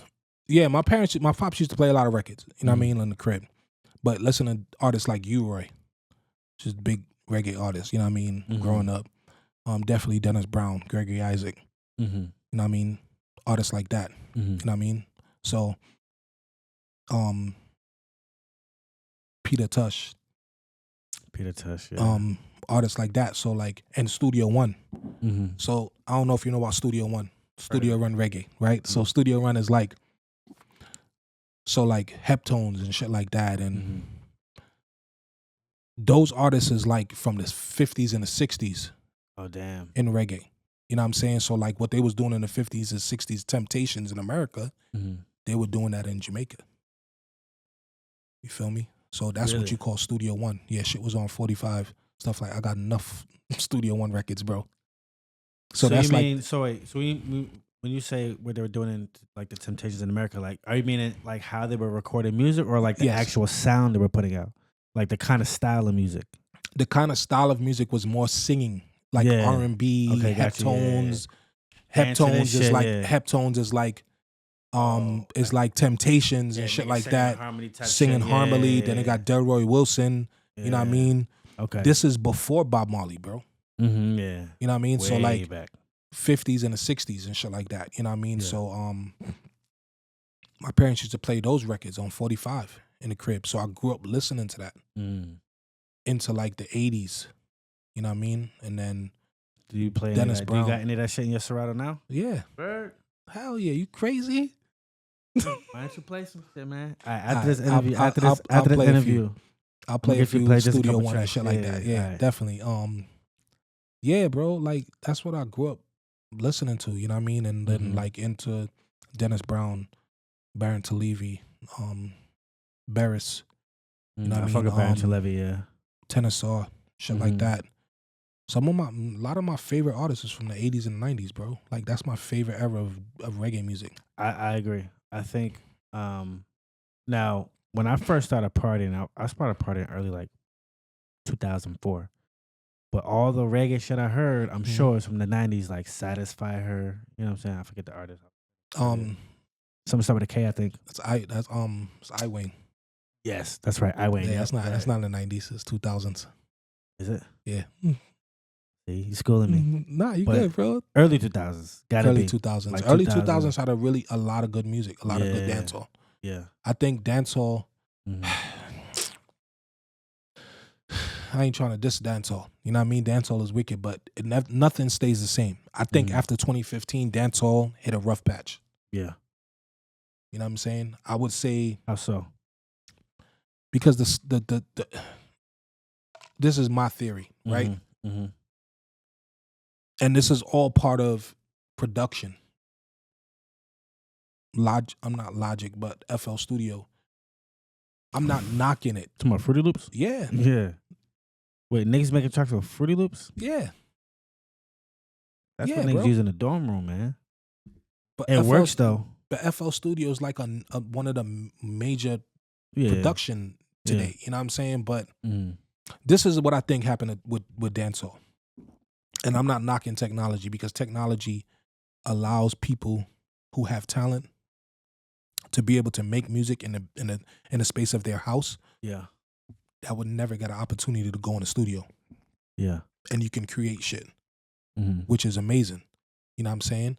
But then you also have people who make shit that don't have no business making shit. Feel me? But I'm not knocking them for making stuff. But I feel like in dancehall music, because dancehall was in a pocket, right? So for you to create dancehall rhythms, Steely and Cleavely, Bobby Digital, you know what I mean? King Jammies. Yeah. You know what I mean? Like it goes on and on with all these producers. They were in Jamaica making these rhythms. You know what I'm saying? I think I know where you're going. All of the shit from the 90s. Like you had to. They were actually playing instruments and shit. Right. It was a certain sound. Yeah. Right. So now it has become more of, dancehall has become more of making music kind of like hip hop, where one producer, he makes this beat and that's it. Beanie Man was talking about it on Power 105 the other day. He was talking to DJ Nori. He was doing an interview with Beanie Man. I didn't hear the whole thing, but Beanie Man was talking about, say for instance, I make a rhythm. I made the Showtime rhythm, right? Yeah. You're an artist. We got 4 or 5 more other artists in the studio. I got the rhythm. You put a song on the rhythm. You put a song on the rhythm. You put a song on the rhythm. 5 more artists put a song on the rhythm. Now we got a whole album of that whole rhythm. Now the DJs could juggle it. Yeah. Yeah. You don't got that different no more. songs with this. Yeah. You don't got that no more because now you got a producer. This producer is working with this one artist and he only gave that beat to this one artist. That's it. Right. Nobody else is on it. Right. So kind of get different flavors with the same ingredients or like different recipes. So with now the same you can't. ingredients, Now you can't build a juggling as a DJ. That's why the music is so choppy in dancehall today. You play one song from Byron Messiah, and then you got to go in a different direction. You got to play, most of the time people play drift, TJ, right behind it. Because the rhythm sounds similar, the cadence of the song sounds similar, but it's not the same. Imagine if all of them niggas was on the same beat. Yeah. You feel me? The Byron Messiah beat is wicked. You know what I mean? To what's the name of the song? I can't remember the name of the song. I can't remember either. It came out like 2 years ago. Or whatever. I don't even know it. I'm not gonna say I don't remember. But imagine if you had him on the beat, TJ, Masika. Like now you're gonna get a 5-minute spin segment between those artists, but now you can see, yo, he went crazy on his beat. Yeah. You know what I'm saying? Yeah, like it's like you listening to the Showtime rhythm or the Joyride or whatever, or the Diwali rhythm, you could hear, yo, Bounty went wicked. Oh, Beanie shit is hard too. Oh, please, play the Sean Paul. That's how you build a vibe. We ain't got that no more. There's some rhythms that come out like that and they do got a few artists on there, but that was the foundation of the music. You feel me? Yo, I think you should teach a class, bro. Nah, real talk. All right, so I want to talk about Vevin and Vibes and your YouTube thing. But the way you're breaking it down right now, I think there'll be a huge audience for that on YouTube. I think that shit would take off. Play the tracks, but break it down how you're breaking it down now. Yeah. With the information. I'm telling you. I would watch it. Because a lot of DJs out there would appreciate that. And if you want to elevate the craft, especially of DJing, I think putting that information out there So it's so funny, right? Information is important, Mm-hmm. right? This is a DJ who hit me up about my Caribbean Punch party. Yeah. Right. And I seen the message, but I'm kind of missed the message because it's on my other Instagram page. And I didn't mean not to get back to him, but I got back to him and I'm like, yo, and he's it seems like he's younger, right? So What's his name? I can't remember his name. Okay. I can't remember his name. He does Caribbean though, Caribbean music. No, he don't do Caribbean music, and that's the thing. Okay. I was trying to get that to him, like, and not to say that he can't learn it. You Right. feel me? But he hit me about it, and I'm like, all right, cool. I went through his IG, looked at it, and I'm like, he playing a lot of like hip hop and stuff like that, which is okay, because like, I never want to judge a book by its cover. You never know what somebody can do. But I went through it and I looked through it, and I'm like, yo, you spin Caribbean music? Mm-hmm. He hit me back. He was like, yeah, I play Afrobeats. I'm like, bro, that's not I'm like, Caribbean. yo, bro, it's not Caribbean music. You know what I'm saying? And I get it, right? Because as a young DJ, you want to get on, and I'm gonna speak to him and be like, yo, I get it, because you want to be in places, you want to do certain things. Yeah. But you need to know What's what? You know what I'm saying? Like, because I grew up playing strictly dancehall. I had to like, I always knew hip hop, but I never really like, that wasn't my thing to go and spin. Mm-hmm. Like if I was in a crib as young, 13, 14, 15, I'm playing reggae. Mm-hmm. Because that's just what I wanted to play. Yeah. After when I got into like high school, I had to kind of like high school, and then like late teenage, I had to force myself to play hip hop. My boy Sammy, my brother's boy, he was like, yo, son, you got to play hip hop, bro. Mm-hmm. And then my other homie, international DJ Tommy Lee, he's like, yo, you nice, spin hip hop. And then that's when I started working on my shit. Mm-hmm. But you got to work on it, bro. Yeah. It don't come overnight. Nah, you damn right, bro. Oh, you were saying about Velvet Vibe or something? Well, I do want to get to Velvet Vibes. Actually, How much time we got? How much time we got? Yeah. I got time, bro. Oh, Shit, okay. I ain't got no time limit. You can All go as long as you want, bro. We had 1 hour and 20 minutes so far. You cool? Yeah, nah, good, bro. Let me know if Still you got need- bad shit let me to know if talk you- about. Let me know if you need to take a break, man. Mhm. So yeah, the only thing I was saying was, in terms of the information, I think it would be a great idea to like kind of put that out there. Okay. But that's a good segue into the YouTube thing. So Velvet and Vibes. Yeah. Again, big fucking congrats. Congratulations, my man's got 200,000 views on Volume 3, right? Yeah. Volume 3. I saw Volume 2 also had like over 150,000 views. I don't even know which. Velvet and Vibes Volume 3. It might be It might be Volume 3. I can't remember. It is. Yep. Because I put out so much, bro. It's definitely Volume 3 because I wrote it down. So 200,000. As of today, I looked at it right before you came over here. 207,000 views on Volume 3. Yeah, it's still growing, man. Thank y'all out there for continuing to watch it, bro. And like 165,000 on Volume 2. So you're doing something right. Have you cracked the algorithm? Have you figured it out for DJ videos? I don't know. Yeah. I don't know. So you don't know why those 2 days so successful? I think so. People love R&B music, right? So even though I'm Caribbean, I spin hip hop and R&B like I'm born in Brooklyn, right? So that's there. I think people love R&B music, and I think what I did with those videos, I just press record. You just freestyle, you just let it flow. You don't plan anything, pre-plan anything. Maybe like the first 3 songs. That's about it. Like, and then I just go off of the flow off of it. You know what I'm saying? Like, and that's basically how I spin music, period. Yeah, I have an idea of what, like, I knew I wanted to play R&B, and like that mix, I knew I wanted to stay in the 2000s bag, right? So like Bow Wow, shit like that, you know, those types of records, you know, Lil Mo. Like, I knew I wanted to stay in that area. I think all those tracks are so hot in the club right now. People want to hear that older sound when they want to hear the R&B vibes. Yeah. You know what I'm saying? I feel like when people go to like an R&B party, if you want to go to an R&B party, because there's, you know, they have venues and parties for that. I feel like more so they want to hear the shit that's older than 10 years old when it comes to R&B. Yeah. And stuff like that. Yeah, but I think I don't know. Like I don't know how it took off. Yeah. Like that. I really don't know. I just did what I normally do when I play music, especially like when I play music in the house. And I don't play music in the house no more. I used to a lot. But like because I got older kids and I got younger kids, right? So there was a time where hip hop and R&B was very disrespectful. So I wouldn't spin the music in my house because I had daughters. You feel me? So I wouldn't spin. But I've put in 10,000 hours over and over and over and over again where I can just turn on and just start playing music. Feel me? But there's this vision that I had of spinning, playing records on YouTube. I've been had this thought to do it over a year, bro. I was just scared.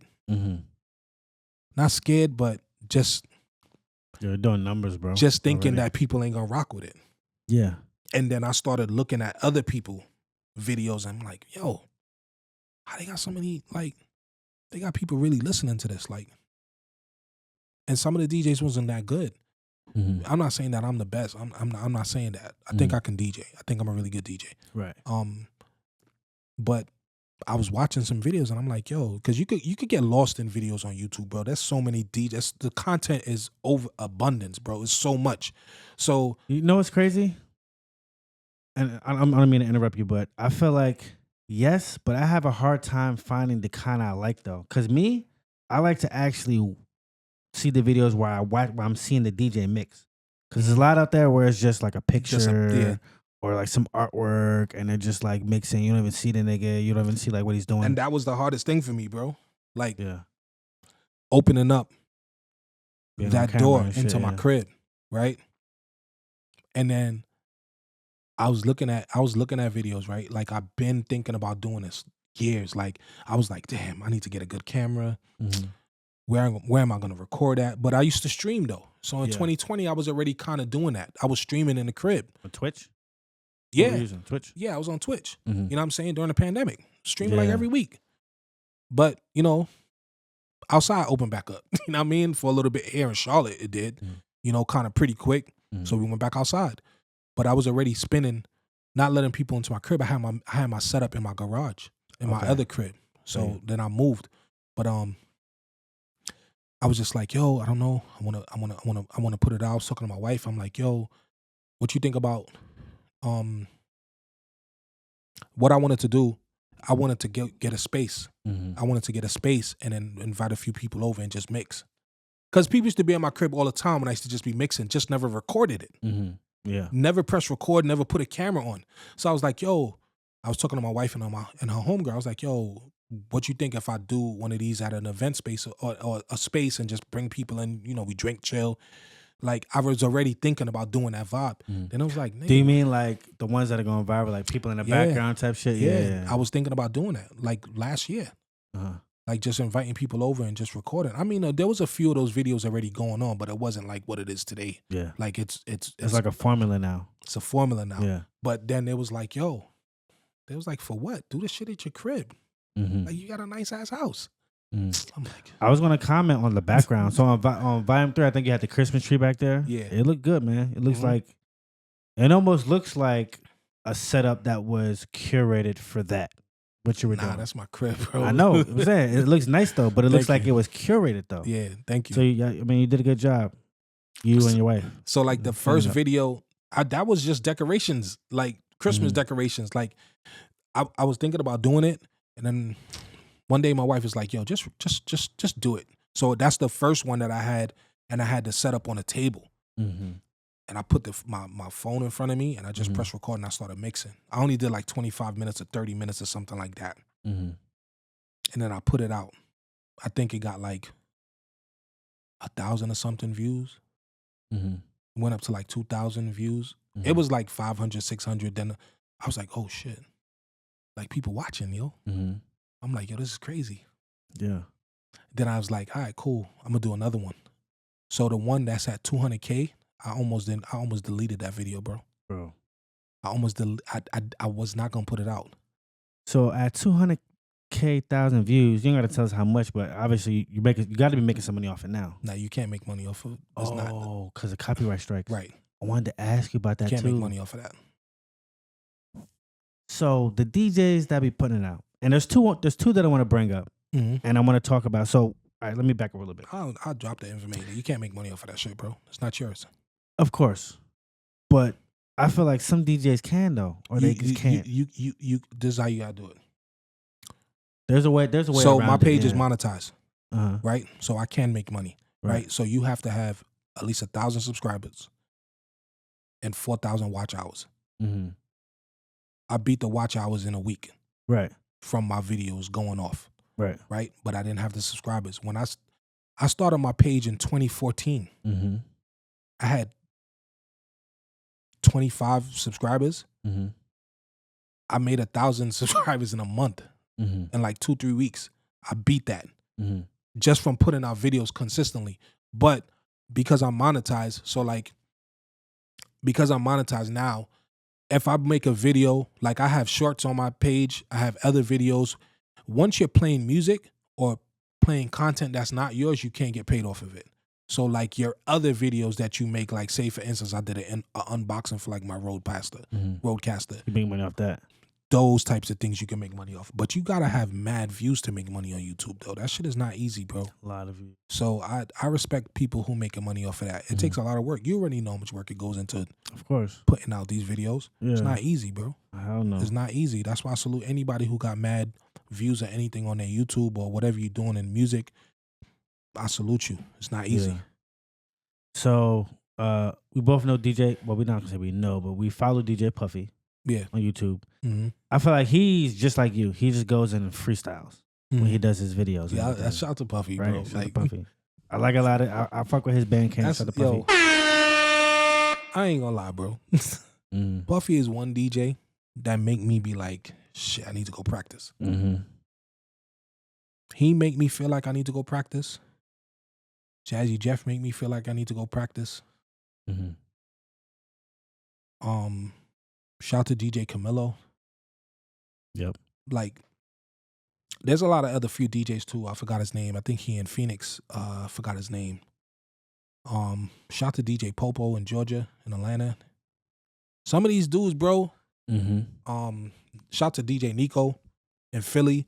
Some of these dudes, man, they be spinning, bro. Like these dudes is technically nice, bro. Yeah. Like I could scratch and all that shit, but I ain't on it like them, son. Right. Like those guys is nice, bro. Like Yeah. DJ Puffy, I'm not gonna lie. This dude, his ability to go from genre to genre and his just like his scratching technique and the style he played is dope, bro. He's one of my like, favorites to watch, yeah. He's super nice, bro. Super nice. I give him respect, bro. He's talented. Yeah. And he Caribbean too, so he got an edge, He's bro. So, Barbados, Barbados, right? yeah. Like my wife is from Barbados too, so. Oh, word? Shit, yeah. Hell yeah, man. Shouts to Puffy. Another one I like. Now, I wanted to bring him up because I wanted to compare the two because just like you, I think. Oh, go ahead. Hold up. That YouTube video. Yeah. The one that's at 200+K, right? That's the one that I did in my living room. Right? When I was sitting on the couch. And I just recorded it, right? Right. And I was not going to put that video out because I didn't like the mix. What? So just that's you didn't like the mix? Yeah, bro. Because what was wrong with it? I just felt like it didn't flow. Because as a DJ, you always second guessing. Like I record my mixes sometimes and I go back and listen to it. And people be like, yo, you had a dope set. But I hear the mistakes. Yeah. I see the mistakes. I'm like, yo. And you, as a DJ, you want to be perfect. Yeah. And that's my problem. Like sometimes I'm trying to nail the mix so much. It's not about nailing the mix all the time. It's about playing the right records. Playing the right records is important, is way more important. Of course. Not saying it's more important than mixing properly, but playing the right records is so important, especially in parties, events, playing the right records in the right way. Yeah. And I think that mix, I played a lot of the right records, even though to me, sonically, mixing wise, it wasn't a perfect mix. But it was still good. I go back and listen to it, I'm like, yeah, this shit is fire. I'm not gonna lie. Listen to a lot of my mixes, I'm like, yeah, this shit is dope. Yeah, even if you played a party, and let's just do a hypothetical situation. Let's just say you had to mix it and transition the same every time. Something simple, just like As my mixtape? No, I'm just saying, like, go based on what you're saying, right? Just trying to prove a point about playing the right tracks. Let's just say you had to transition every track exactly the same. Nothing special about it at all. No loops, no effects. You just switch it the song. Boring. But to your point, if you play the right records, even if it's at the right cue points, that'll take you a lot further than trying to do like all the fancy shit. Depending on the crowd you're playing for. Not the right records. Depending on the crowd you're playing for. Okay. But the right records will always work. Mm-hmm. Because people today respect the records that you're playing over the craft. Majority. Mm-hmm. Especially like urban spots. They just want to hear the record. Right? Yeah, I go out to spots all the time. I hear horrible mixes. Mm-hmm. People don't care. You mean in terms of like how they're mixing, like the transitions are horrible. Yeah. But just the music is whatever. People want to hear the music. The transitions don't be great. Sometimes too, yeah. You know what I mean? It's just, especially when they playing trap music. Yeah, I know. You could get away with it. All of the BPMs is very similar. They just be crashing shit together. Yeah, you play the record, throw that shit in. Especially in like hip hop parties, you could throw it in on the one. Mm-hmm. You ain't gotta blend nothing. And then sometimes you could overblend. Right. You gotta know when to drop it on the one and when to cut, when to blend, and when to bring in just the vocal a cappella. Is like, gotta switch it up. Mm-hmm. But people want to hear the record. They more enjoy the record, right? Only niggas who criticizing that shit is DJs. True. That was a horrible mix. I could have done better than that. Yeah. We all do that shit. Yeah, but, yeah. Sometimes, shit happens up there. Nobody's perfect, bro. True. Some DJs be talking about, I never had a bad night, and it's crazy. Fact. That's bullshit. I've had bad nights, plenty of nights, bro. Of course, man. But that mix, I forgot to tell you, I wasn't going to put that shit out. My wife was like, are you crazy? She was like, put it out. Just put it out. And that shit went crazy. Guess wife really does knows best, huh? Shout out to her, because she's the one who was like, yo, just put these shits out. Just make them. Just record it. Of course. You know what I mean? Sometimes you need somebody like that to just see your talent and be like, yo, keep going. Shouts out to Mrs. John. Is that it? Mrs. John. Big shouts out to Mrs. John. Holding it down for the John family. Yeah. She's been my biggest support, bro. Bro, that's so important, bro. And I don't get into relationships on this podcast. Mm-hmm. I'm single now, but shit, my last chick did not support me at all, bro. Like, she didn't support me with my DJing endeavors. I still think she hasn't even listened to an episode of this podcast. When I got it started, she was just like, yeah, nah, you got to work together. No if that person ain't on the same accord as you, that it's not gonna work. Like, my wife has always been supportive of me DJing, even at the times when I was DJing at strip clubs. I know she probably wasn't happy about that shit, but she know I was making money and it was part of my passion, just to be able to DJ. She was one of I mean, a lot of my peoples and shit like that was always like, yo, you can spin, like, you dope, you nice. But like, she was the one who actually made me think of this DJing shit as a business, bro. Like, yo, stop playing. Cause I used to do like baby showers and stuff like that. Yeah. I used to do like baby showers and stuff like that. She was like, yo, you too good to be doing baby showers. Not knocking anybody who do baby showers, but she was like, yo, stop DJing for these people who don't really want to pay you. right. You know what I mean? In that sense. And then she kind of was like, yo, you step it up. Like, go DJ here. Go DJ there. Go to DJ in LA. Yeah. She supported me on that. Going to Houston, she supported me on that. South by Southwest. Mm-hmm. She supported me on that. You did South by Southwest? Yeah. Oh, my nigga. That's lit, I mean, bro. there's so much shit that I did, bro. I don't even be talking about. I don't even telling. I'm not All right. sitting here trying to run. You know what I mean? Like, I'm not that type of dude to be running off my resume to people to be like, yo, I'm this good. True. There's some people who do that. You know what I mean? But that's kind of why you're here today, though. So go ahead. Talk your shit, man. Pop your shit. Shout out to my dude, DJ. Shout out to my boy DJ Alamo. You know what I mean? That's my boy. From Philly. I mean, he actually from Brooklyn. You know what I mean? But living in Jersey and Philly and shit like that as Gilly the Kid DJ. Gilly. And, this other dude from Philly. Mano? Wayno? Nah. But that's my man's though. That's my boy. Wallow, Alamo, whatever his name is. Yeah, but Wallow ain't an artist. You know, Wallow's peoples and shit like that. But me, Alamo, Gilly, we was all out in South by Southwest. This is like can't remember what year this is. 20-something. Like not. This is like 7, 8 years ago. We was all out there and shit like that. Right. Yeah, around that time or something like that. Maybe 16 or 15. I don't remember. But we was all out there. Had a little Airbnb and shit. That was my first time meeting Gilly. You know what I mean? Mad cool out there. I met Davies. Mad niggas, bro. And that's all through my boy DJ Alamo. You know what I mean? Shout out to my boy and shit like that. Mad cool. Out there we did a party for South by Southwest. DJ at one spot. Then we did a stage show and shit. Shit was crazy. So I could have went that era too, you know what I mean? Because I used to do a few mixtapes with my boy and shit. Like he had a lot of mixtapes and shit going like that with Dat Piff and all of that. Like LiveMixtapes.com. Yeah, that was his lane. I think he owned one of them shit. I can't remember the name of it, but yeah, that's my boy. He also mixtapes was a shit back in the day, bro. Yeah, he's also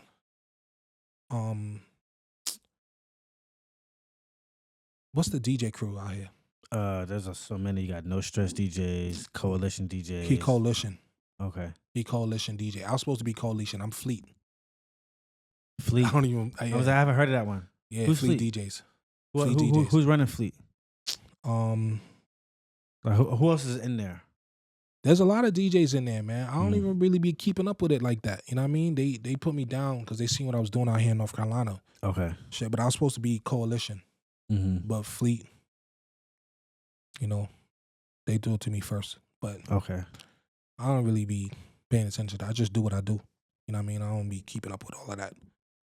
Yeah. But yeah, South by Southwest I did LA a few times. Yeah. Did some reggae spots in LA. They go up for reggae in LA too a lot, bro. Shout out to my boy Q Boy, Pum Pum Tuesdays. Oh shit. My boy Rane, he hooked me up with that gig and shit. Yeah. LA's nice, bro. I was spinning in LA so much. You wanted to move out there. I was thinking about moving there.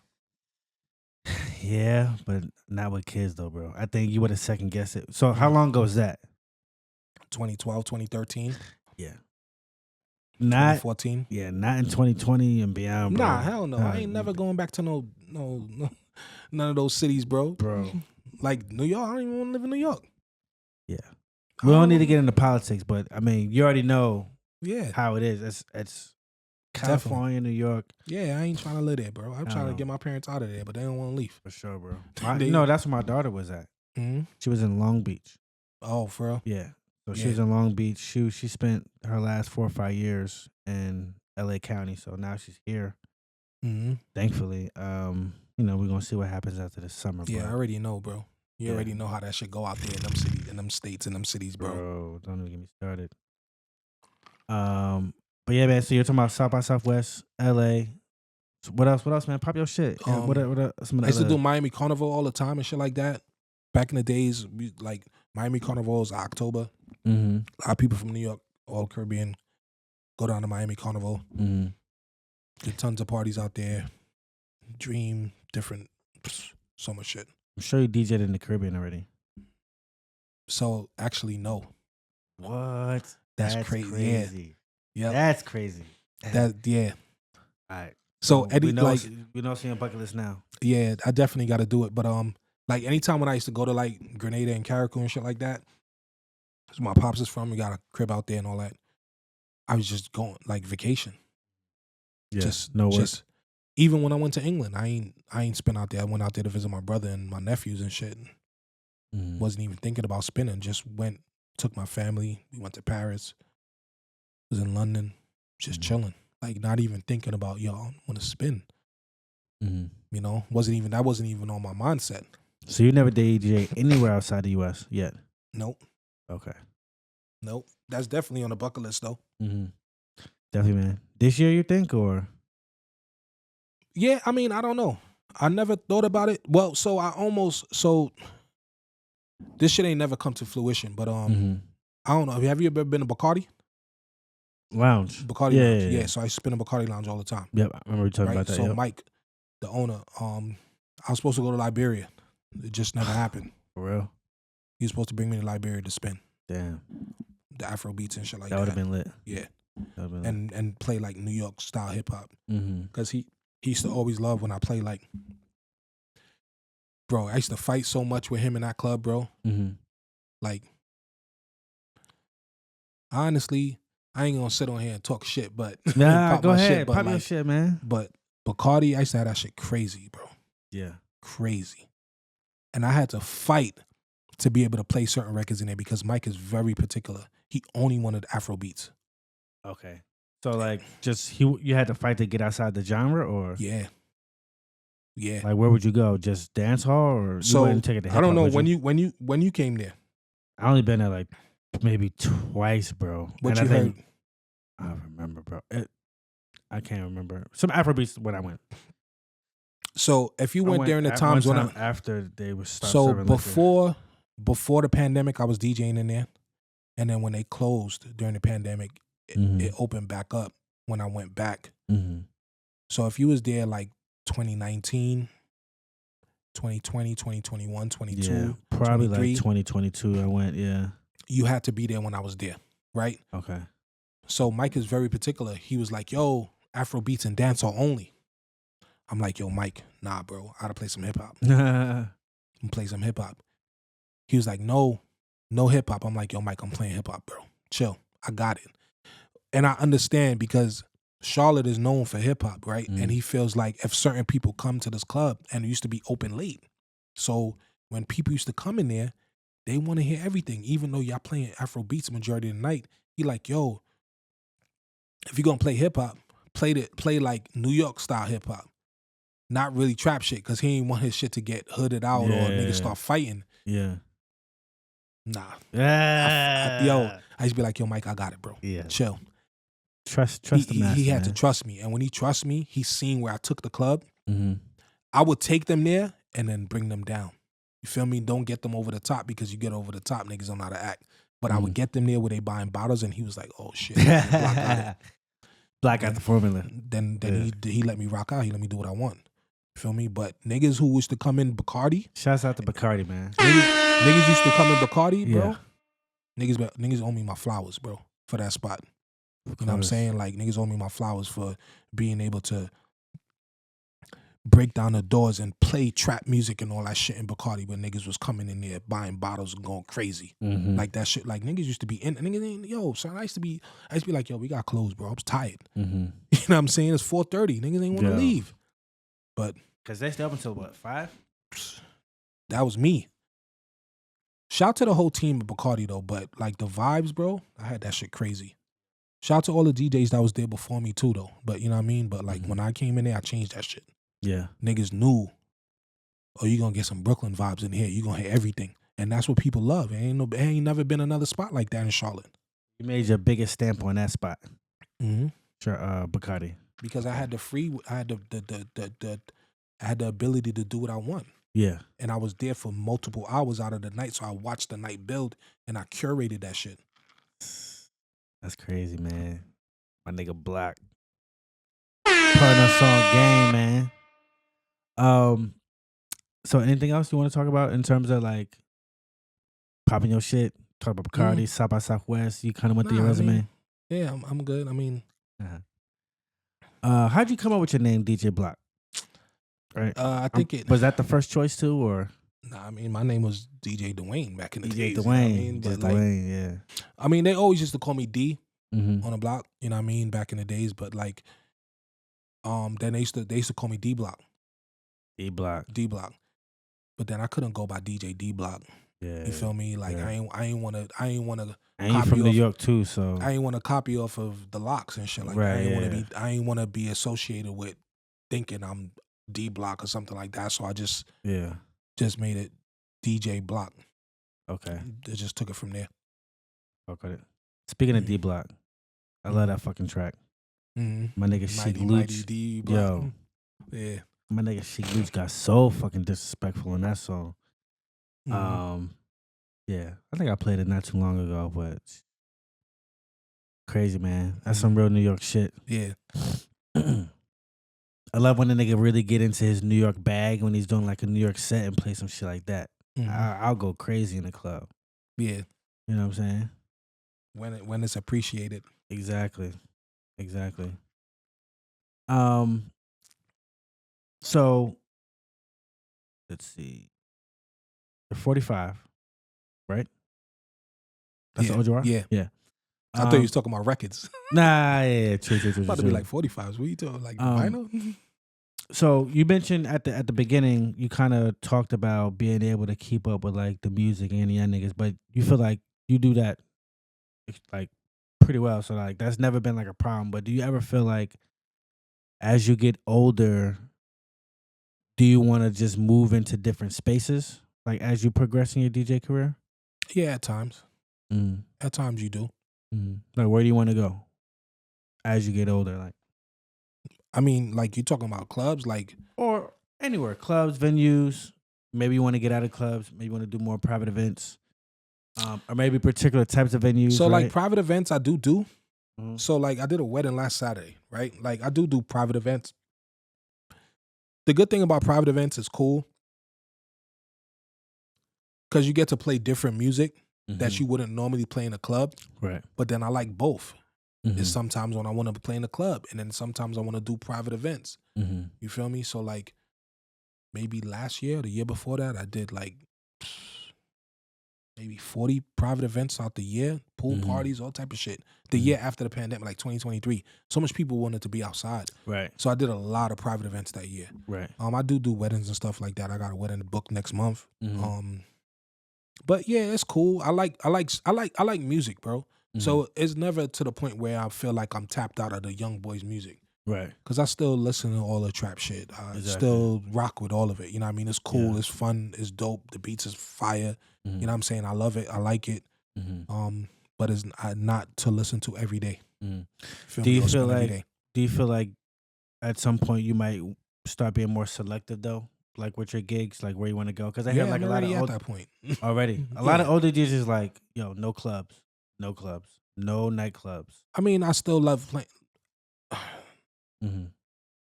There's nothing like playing a record and seeing a crowd react to it, bro. That's what I like the most. Yeah, you know what I'm saying. And plus, I went to school for audio engineering, right? So I know rudiments of theory. I know music. I know sounds, right? So. I love hearing a real sound system, hearing the music and feeling what it do to someone. Yeah, when it's just properly calibrated. You're not going to get that from a lounge. True that. Feel me? So that wanting of that sound and feel, you only going to get in the club. Like big clubs, like Stats. I never heard it broken down like that before. You feel me? That's real. Yeah, that's real shit. You know what I mean? Big clubs like that. You know, there's a different sound system. It just feels different. So I can never get tired of that. Okay. I like that. Am I going to stop DJing? No. Nah. Even if I don't DJ in clubs, I'll still be spinning at home. What's your favorite big club out here? Encore? Stats? Probably Encore and Stats. Or Stats. Have you done Trio yet? I haven't been there yet, but I've heard a lot about it. I heard it's big as fuck. Yeah. And it's like that. But I think it's more like white people though. It's what I heard at least. Like it's more like I heard the sound system is crazy in there though. I have never heard it though. It's like right next to the old right across from Cloud. Yeah. It's right across 1501 South Main. Old 1501 South Main. Have you done Penthouse yet? No. That's the new shit. That's class new shit. Yeah. I know you gonna. Yeah, that's family though. That's so you. Yeah. That's family for real. Like nah, I mean that's like. Is he from New York? Yeah. I think he's like Caribbean too or something, right? From the same hood. Yeah. Oh, for real. Yeah, I mean that's people's, bro. You used to spend that 1501 all the time. All the time. And I met Clyde at Stats. Bet. That's how he heard me. He heard me spinning Stats. Nice. Built a relationship. Went from there. I just haven't gotten a chance to spin at Penthouse. We have so many other places on the weekend, bro. So it's like it's hard trying to move around when you got residencies and shit. That's the bad side about having a residency. Yeah. It's hard to move around a little bit. It's hard to move around. Okay. So let's talk about equipment a little bit. because we had a conversation about equipment. So your favorite pieces right now is the Rane Performer. No. It's not. My favorite piece right now Yeah. or ever? Or right what I- now. So you use the Rane Performer at all your gigs? I use the Performer. Right. Yeah. Your favorite ever was what? 1200. Technique 1200. Technique If I had to 400s. pick, Yeah. if I had to pick something to use Mhm. for like the rest of my life, or if they ask me at a gig, like, yo, we get turntables. Mm-hmm. S9 or Rane 12? Right now, I'll pick Rane 12s. The mixer. Well, Or not 12. I'm talking about 72. 72. I would yeah. probably pick the 72. Okay. I had the S9, but S9 is outdated. I can't do certain shit on the S9 that I could do on my 72 or even on the S11. So the 72 has a good sound card. I'm assuming. Amazing sound card. card. It's better than the S9 and S11. Is it? I don't know about the S11, but I know it's better than the S9. I don't have the S11, so I can't really talk too much about it. But Okay. Probably the same card in the Performer. Because that's the main thing you said Yeah. about the Performer. It has the yeah, best so sound I've card out spoken there. with, so like when I spin an encore Mm-hmm. and the engineer in encore, because we know audio and shit like that, anytime I come in there and spin, he's like, yo, bro. Because the last time, not this past week, last week when I spin in there, I used my Performer. Mm-hmm. Prior to that, I used my Rane 72. He was like, yo, anytime you come and spin, bro, he was like, yo, your audio levels is always on point. You said this an Encore? Yeah. So when you used 72, you had your techniques with you? No, I use my Rane. The first few times, I used my Rane 72 and my Rane 12s. Those? Yes. Okay. Gotcha. And he was like, yo, your audio levels is always on point. He's like, the sound card in the Rane 72 is amazing. Yeah. Right? And that's the thing. Like, a lot of people don't understand. Like, yeah, we want to, as DJs, we like to get what's comfortable for us to use. And the sound, the clubs, they got to figure it out, right? But the audio that's coming out of your sound card, out of your controller or your 72 does affect the way you sound. Yeah. I mean, that's playing into the sound system in the club. It does affect the way you sound. And then the engineer has to fix it.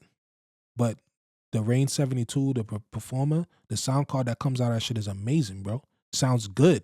It's full. You know what I mean? You don't really need too much EQ processing. When you got a little controller, like a Rev 5, bro. Yeah, they say the sound cards in the Rev 5 is That trash. shit just trash, bro. Yeah. You know what I mean? Like, even I hear that a lot. I'm not gonna say the sound card in a SRT is trash, but it's not. SRT sound card ain't better than the S9. It's a S9. Anytime you got a standalone controller, Yeah. I mean a standalone mixer, it's gonna have a better sound card than Yeah. what they put in a controller. Yeah. You feel But me? I've heard a lot about the SRT though. They say that is top of the line too. Maybe with Not controllers. that I know of. Probably Maybe for a amongst controller, controllers, yeah. but I've never Not taken, against a standalone mixer. Hell no. Nah. Not on an S9. Not over 72. Not over 72. Not over the other Pioneer 900, the Nexus. Them shits is amazing sound cards, bro. Yeah. I don't know if you've been in the Encore's booth. I have. You see they got a Nexus 2000 in there. Yeah. They relocated the booth. You're talking about where it's at now. Yeah, where you it's were at just now. at. Yeah. Yeah. They've been moved that shit though. Mhm. Like they got a Nexus Pioneer I've seen that. in there. Yep. And even if you don't have a good sound card on your controller, he makes you go into the Nexus, into the Pioneer. He'll have an out. Okay. aux But out. you can still mix your shit. It's just gonna go Yeah. through there. Okay. He just have to put that volume fader up, channel 4 or whatever that just connected to. Reason point being is because the Pioneer board is better than any controller that somebody's gonna bring in there. Mm-hmm. You feel me? So Yeah. even the last time when I was in there and I had my Rane Performer, he was like, yo, if I knew you came with the Rane, I would have just made you plug directly into it and bypass the Pioneer. Because he know Rane make a better sound card. Mm-hmm. Feel me? But you tell certain DJs out there like, Pioneer, bro, niggas don't understand that shit. Rane all the way with you. I mean, Pioneers is dope too. I love Pioneer. I'm just talking about sound cards, but technology wise, I think Pioneer is more innovative than Rane. I feel you. You feel me? Pioneer did the stems first, right? They didn't on the Rane did. controller. On Rane. the controller with what? Rane did it with the Rane 4. That's right. Yo, niggas forget about the Rane 4. Nobody uses that shit. Everybody uses the Rane one or the Performer. What you got? Niggas forgot about the Rane 4. I think the Performer is the best controller out to date. Damn. I love the Rev 7 though. Why nobody buy the Rane 4 though? I haven't seen a single person with it in person. I did. I seen a few. A lot of niggas returned that shit though after the first few weeks or so. What was it about it? What'd they say? They said they ain't like it. I only spun on it maybe like 15 minutes. I don't really like. I don't like static players though. I like spinning platters. Yeah, me too. You know what I'm saying? So Same. my other favorite controller is the Pioneer SZ. SZ2. To me, that was one of my favorite controllers. Yeah. Amazing. And I ain't against Pioneer. I had mad Pioneer shit, S9, S11. I mean, not the S11. There's SZ. Has CDJs. CDJ 800. I had mad Pioneer stuff, bro. But my homie, shout out to DJ Tommy Lee, he made me try out his, because I went this back in the days when I lived in New York. He was like, yo, come try out my Rane 62. I'm like, hey, Rane 62? Fuck out of here with the Rane. I'm like, I ain't using that shit. But remember, back in the days, Rane and Serato was together. You know what I'm saying? They used to be one company. He was like, yo, come try my Rane 72. I went over there. This is before I was even like scratching. I used to just mix. I went over there. He was like, yo, try to scratch. I was like, oh, shit. This sound kind of crazy. Like, it's the crossfader on the Rane. On the 62 back in the days. That was like, oh. Even though Pioneer had a dope controller back,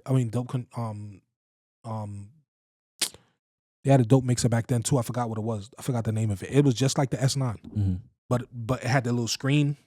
Back in the days, I forgot Pioneer. I forgot what it was. But they already had there was dope mixes back in the days. But that's when I messed with the 62, the 61, and all of those Rane mixes. The crossfader made me be like, oh, this is dope. But then I always bought the S9 though. Well, what about the crossfader?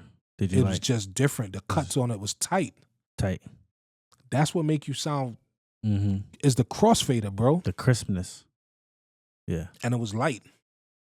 Okay, but I wasn't a scratch DJ. I still don't consider myself a scratch DJ.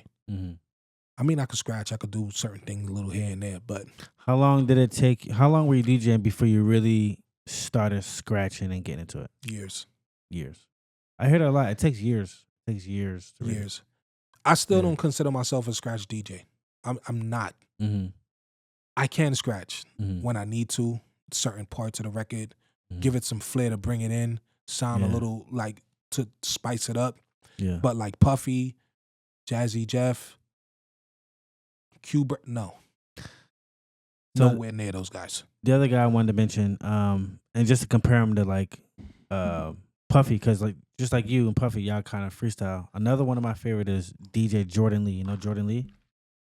I fuck with him, but I think he even said he plans his sets though. Probably do. Even all his transitions are like a lot of DJs do. Specifically, a lot of DJs do. A lot of DJs do that. Ain't nothing wrong with that though. You know, you perfect your. You got to practice it, bro. I need to do more of that. Just practice routines. I don't know why I don't be taking the time to. You have a few though that you know that you do that you can pull out. You might not practice it, but you don't got like a 3-track routine that you came up with a while ago. Years ago, I don't remember it like that. I would have to go back and I got like a few crates with them, but that's not really my cup of tea. But I salute all the DJs who do that because it takes time and practice. That shit ain't easy. Yeah, put in a lot of work behind that. For that. So I respect all the DJs who do that. All the DJs who know how to scratch. If you wanted to start over today, DJ, what would you do differently? Being that you've been doing it for 20, almost 30 years now. Probably stick to one genre and just be a master at that. I just heard someone talk about that on Instagram. So do you listen to the Road podcast? DJ Cash was talking about that. Yep. He was just talking about that. So his thing is like Amapiano, Afrobeats, even though those are two different things, but he found a niche. So much so adjacent, yeah. He found a niche. So that's what you do. Master, but you've already mastered dancehall. You feel like you haven't? Yeah, I feel like I've mastered dancehall, but I don't consider myself a dancehall DJ. All right, so I consider myself a DJ if you were to that start spin over, all like I try to. So hip hop, dancehall, reggae, soca, Afrobeats, R&B, top 40. Sure. top 40. Yeah, but top 40 today is like a mixture of like Everything. R&B, hip hop, pop, all that shit. It ain't back in the days like it was just straight pop. So if all of those genres I just named, I think I could spin all of those genres just as good as if those were the only genres that I played. So if I had to do a 3-4 hour set of soca, dancehall, soca, I could do it. If I had to do a whole set of Afrobeats, 3 hours, I could do it. A whole set of soca, any one of those, I can do it. That's how I feel. I'm that good at playing those genres of music. Now, the good and the bad about that is that someone probably won't know what to book you for. You feel me? Yeah, exactly. So like if you stick to just one, they know, all right, cool, I need dance, I'm gonna book Bloc. But nothing else. That's it. I'm gonna just book him for dancehall. Anybody who needs a dancer, they're gonna go look for him. Is that the genre you would have picked though, if you were to start over? Now, keep in context, starting over now. Maybe if you were starting in the 90s when you started, it might have been something different. But if you were to start now and had to pick one genre, which would you pick? Today? Good question, right? Good question, because now I'm bringing in money. Okay. Good point. I remember what you said earlier. We talked about Afrobeats versus dancehall and how you like, your preference for dancehall, but yeah. And this is the thing, right? This is why I kind of stopped doing a lot of dancehall parties when I was in New York. Because I want to pay. So I kind of moved off of that. So I kind of moved into straight hip hop because I was getting bookings in hip hop and they would pay me. They'll pay you better. You know what I'm saying? And dancehall in New York, you could play it, but back in the days when you grew up, if you're not Jamaican, they looking at you as second. So they don't want to pay you. Not even they want to pay you. They don't really want to book you. Because they don't really have to book another Caribbean DJ to come play dancehall if they got Jamaicans to play dancehall. True. Feel me? So those are little problems within the community that you wouldn't know if you're not Caribbean. You understand? And then it's the same shit when it comes to like soca music. Like Trini parties, they book Trini DJs. But now that kind of opened up. Where you go to a soca party, they people want everything. They want Trini soca, they want Bajan, Grenada, everywhere else. You can't just have a strictly one country type music. People don't want to hear that shit. So I'm talking about like early 2000s, late 90s, where it was kind of like that, right? So they don't have to book you as a DJ to come play dancehall when they have sound systems. They could book this nigga or that to play dancehall. So you kind of got to fight within the community to be able to play it. So I was like, fuck that shit, I'm out. Go play hip hop. And that's how I opened up my lane, playing hip hop and getting bookings in the city and shit like that, and Jersey and all of that. You know what I'm saying? So if I had to pick a genre today, I don't know what genre I'll pick, but I think I would strict kind of like what Cash was saying, because some of the biggest DJs are one genre DJs. Yeah. They could probably play a lot of different genres, but that one genre is what's taking them further. Feel me? So which one would you pick today? Considering the money, like you said, bring that in. Between dancehall, hip hop, Afrobeats, I don't really know what Afrobeats DJs is getting paid, so I don't know. I don't really know what every DJ is getting paid, but I would probably pick hip hop because I'm in America. Yeah. And there's so many places you could go play hip hop, and then around the world, dancehall too, Afrobeat, any one of them you could.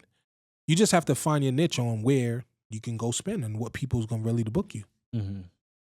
Feel me? So it could be either one. that might not be an opportunity for somebody who can't play all of those genres though. Right. So would that be it? Pick one genre. Nothing about, how you network, how you sort of build your career, the type of gigs you go after. Just that would be your number Building one a career, it would have to like if I really wanted to make it like super big, I would have had to put my family on the back burner. Yeah. And I was never willing to do that. Of course. To go play music. Yeah. So where I'm at today, I'm good. Right. Like how old were you when you had your first kid? 22. 22? Mm-hmm. Okay. So you've been, by that point, you have been DJing for like, what, 8, 9, 10 years maybe? Yeah, but not serious though. Not serious though, okay. Just, I love to play music. They want me to come spin over here. I'm going to go spin. They might give me $100, whatever, $200, and just go spin just to really showcase my talent. And because I wanted to DJ. But at that time, early 90s, late 90s, into the 2000s, I'm still spinning records. So if I'm going to play, I'm going to play. Like, I got to bring my shit. It's not like I just got my backpack on my laptop and I'm pull up. Yeah. I'm intentionally going to play. Yeah. So it's a different time. But, yeah. I was already spinning, though, but I didn't start really taking... I have all of those years under my belt, but seriously, maybe about 25, 26, like, actually thinking about it as a business, like I could really make money off of this shit. Like niggas is booking me because they think I really have talent and I can go spin in this spot in the city and this spot here and there. Like that's when I really started to be like, oh shit, like I could get booked out of Brooklyn. Right. Or you know what I'm saying? Like, cause New York is just different like that. Yeah. It's equivalent to like being like, oh, I'm booked in Charlotte, but they booking you in Gastonia or Greensboro or... Man, New York is such a big and hot place, though. Like, for a lot of niggas, they never need to go outside of Brooklyn, but the 5 boroughs is different, though. Yeah. Then you got Jersey, Connecticut, Philly. I did events in Philly, too. You know what I'm saying? So, Philly's different when it comes to music, bro. How so? I know they fuck with the Jersey club down there pretty heavy. Yeah.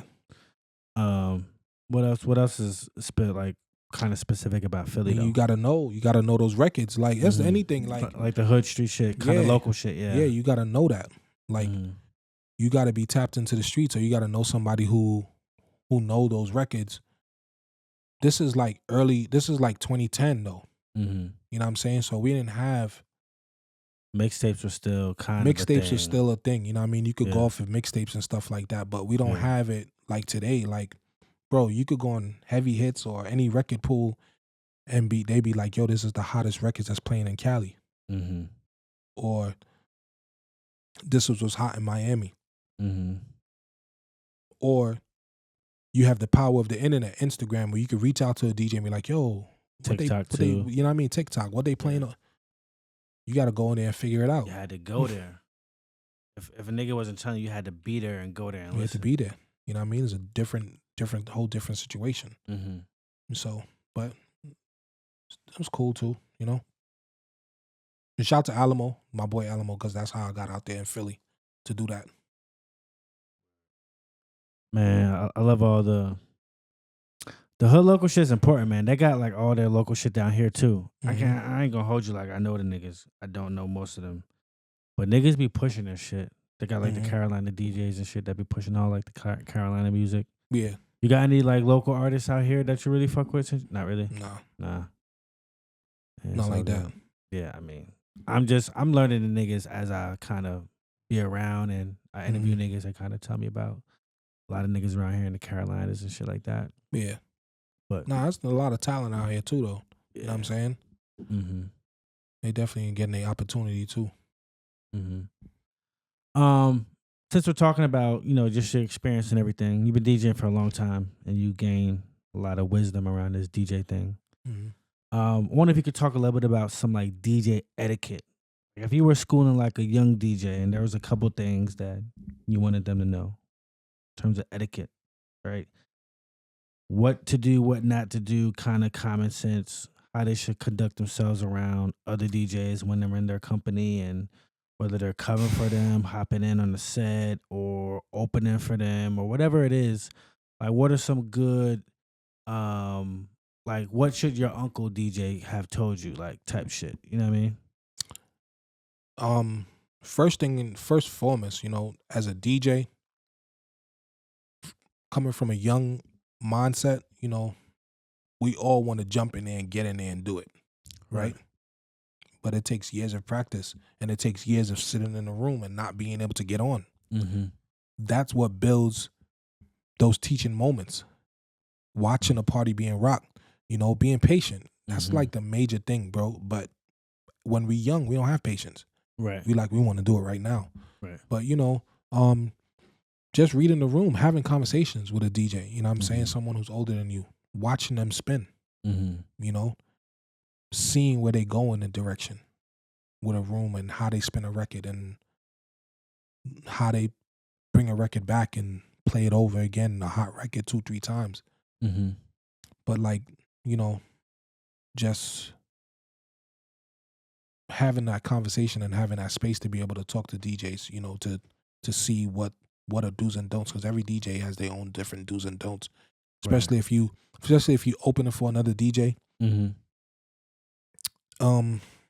It's more of timing when to play a record and when not to play a record, and when not to step on another DJ's toes, or playing a record too fast, or trying to get that record on when you don't really need to do it, depending on the time of the party. But that comes from you learn that early warm part of the party, because everybody want to play prime time. Exactly. Everybody can't play prime time. Everybody wants to turn up. Hold on, we're going to take a pause real quick. Okay, cool. All right, we're back. Yeah. So, Bloc, we're talking about the etiquette conversation. Yeah, I think we was talking about just understanding, being patient, and having a conversation with the DJ that you either opening up for. And I think I was talking about being a primetime DJ. That's right. Yeah. Everybody want to be the primetime DJ, but I used to have to open a party for so many DJs that kind of taught me a lot on how to read the room and where to take it and where not to take it. And I actually like opening the party. Now, you still like doing that? Yeah. Okay. Because you get to play records, man. And you get to build the vibe of the room. I prefer to open. I don't want to be. I don't want to be the guy all the time. I mean, yeah, I want to be featured as a DJ, right? But everybody play a part, and I'm okay playing my part. Now, you're not necessarily opening, but I feel like you can still kind of have the same effect with your slot at Fume, because you're in an earlier slot, right? Before Sway comes on. So you're there from 5 to 9? Yeah, 5:30 to 9 or 6 to 9. But that time, that part of the night is packed. Really? Yeah. I know that's dinner time. Yeah, that's a busy time, bro. It's busier than the 9 o'clock time? I've never been into that early though, to be honest. I've always been at night though. Like now, in the summertime, when it get warm, spring, summer, 7 o'clock, there's people in there, bro. Birthdays. Wall to wall. Yeah, because you got to remember, Fume got a crowd where you got people who might be a little bit older. Exactly, yeah. Or they celebrating somebody's birthday or an accomplishment, and they want to come out early, vibe, chill, somewhere that's a nice, elegant spot. And that's the thing about Fume. It's a nice, elegant spot with hookah, good food, good ambiance. And then the music is just over the top for it, So you got people in there who's coming in there who might be in their 20s, 30s, 40s, 50s, 60s, grown people. So you got to mix it up. You ain't just going to trap it out. Of course. You know what I mean? So you have to be able to spin everything and it be packed, bro. People buying bottles, birthdays, all that. So don't ever go for me and trap it out. Nah, I'm not saying that. They got their nights where you could play your trap music. I mean, I play. You can play trap music, but you can't trap it out though. Nah. When I say trap it out, you know what I mean. Yeah. Nah. Play certain records. Right. certain records you could play. You know, Mhm. gotta know how to read the room and Mhm. understand where it's going. And I've DJ'd in there at nighttime too. Mhm. Ain't no different from no other spot Mhm. out here. I feel that. You feel me? So that's one thing about Charlotte. Like you play at one spot at night, the same as another spot. The same people moving around. You know, Mhm. only certain clubs is catering to certain things. You know what I'm saying? Where you it's gonna be different. Mhm. But yeah, just because I'm there at 6 on a Saturday is day party time. Mhm. People, it's like a every Saturday day party. You know, so there's people who's out 6, 7 o'clock, chilling, having a good time, drinking, smoking hookah. They got that patio open. They be vibing in there, and I ain't been there in like three weeks, bro. So I'm gonna be there this Saturday, which now I feel like oh shit, yeah, I got the itch. Yeah. You feel That's me? right, because you missed out with the past AKA thing. Yeah, the past 3 weekends they had BCIC weekend out here. Oh. You had a wedding the other day too, right? Yeah. On So like Saturday. Yeah, that's the thing, man. Saturdays is tough, man, because I know they probably like, yo, what the fuck is Bloc doing? Like, where he at? You know, that's the tough thing about having residencies, because especially on a Saturday, you know, they want you there because they know the vibe you could bring. You got a residency on a Saturday, bro, they know you could play music. Saturdays is one of the days. That's one of the days. You know what I'm saying? Yeah. So, you know, locked in. that's the tough thing about moving around, you know, being able to, I got to open my schedule up. Mm-hmm. People be requesting me to be at different spots. So I can't tell everybody no. You know what I'm saying? Yeah. So, but yeah, the opening, yeah, I could definitely open. I've opened for so many big DJs in New York. Mm-hmm. Man, I had to watch them and open. They do the mid major time, and then after they finish, I got to get back on. Like what? And close. Yeah. That's some. You can't do that here because everything closed too early. In New York, you probably did like the close in like what, like 3 to 5 type shit in the morning. 3 to 4. 3 to 4. Or in Jersey, like 2 to 3, 1 to Yeah. 3. I mean 1 to 2:30. Close out here at 2. It's difficult, Crazy. bro. Especially behind DJs like Camilo, DJ Envy, Sus One. Mm-hmm. You know what I mean? Like, especially Sus One and like Camilo, because I used to do parties with them in Jersey and stuff like that in the city, and Sus One, yeah. it's not easy, bro. Because they could take it anywhere, especially Camilo. Oh, and then yeah. the energy that he bring, you got to be able to hold that energy up after he's done. Oh yeah, exactly. It's like, bro. Did you ever fuck with Wala? Wala was big in Jersey Yeah, when I was he growing was up. big too, but I never met him. Like Mhm. I never met him, never got to spin with him like that. He was big in Jersey. He was Yeah. like the Jersey nigga that made it on the radio. Yeah. Yeah, Other heavy niggas hitter that and really shit. got up there. Huh? Yeah, he heavy hitter. I mean, a few of them made it. Yeah. I mean, a few of them came after him and shit like that. But yeah, Wala's dope too. Word. Shout out to Jersey. They got a lot of dope DJs in Jersey too, though. Oh yeah. Shout out to Brooklyn. Brooklyn got a lot of dope DJs, man. Like, For real. shout out to all my niggas in Brooklyn who super any dope. you want to shout out? Jersey or Brooklyn? Shout out to DJ Hollywood KO. I'll clip this up and tag him. Shout out to DJ Hollywood KO in Jersey. Shout out to Wala. Shout out to my boy DJ Midnight in Jersey. You know DJ Midnight out here? Yeah, that's the homie too. Mm-hmm. Shout out to my boy DJ Fashion in Brooklyn. Shout out to Chow, you know, Magic. Mm-hmm. So many DJs, man. If I'm forgetting, I'm sorry, bro. There's so many DJs in Brooklyn. Like shout out to all my peoples in Brooklyn who DJ. You know what I mean? Like I can't remember everybody's name, but there's a lot. Shout out to all the DJs out here too. You know, CP, HD, Midnight. Damn. Too many to name. Suede, man. It's too many to name. I would have to go on my phone, bro. You know what I'm saying? But shout out to all the DJs in Charlotte, man. A lot of dope, talented DJs in Charlotte. You know, KD, Johnny, yeah. King. Yep. Fucking it up at Stats. Yeah. Shout out to my whole family at Stats too. You know, it's the family too, you know. So you were at Stats for a minute. Yeah. So when you left there, was it like you just wanted to stop going there? Or like what happened with that? Yeah, Everybody has a I just story. needed a break, man. Okay. Like I needed a break, yo. Like, cause I used to DJ in stats before the pandemic too. You know what I'm saying? Yeah. So before they had a stage in that shit, you know what I mean? Like they just had a table up there, man. But shout out to Lou and the whole family at Stats, Tasha and all them. You know what I mean? Cool peoples. You know what I mean? They always gave me opportunity. You know what I mean? But I just got to the point where it was just because I used to do Sundays. CP was doing 12 to 4 the brunch. I was doing 4 to 8 the midnight, the midday part. You know what I'm saying? And then we'll have KD and King come in afterwards and Chewy. I just got tired, bro. Burnt out, man. I'm DJing Thursdays, Fridays, Saturday, and Sunday, bro. I needed a day for my family and just for me. You know what I'm saying? So I was just like, yo, it was just a lot. So I needed my Sunday back. And that's like dead smack in the middle of the day. So it was like, go to church, come home for a minute, go to DJ.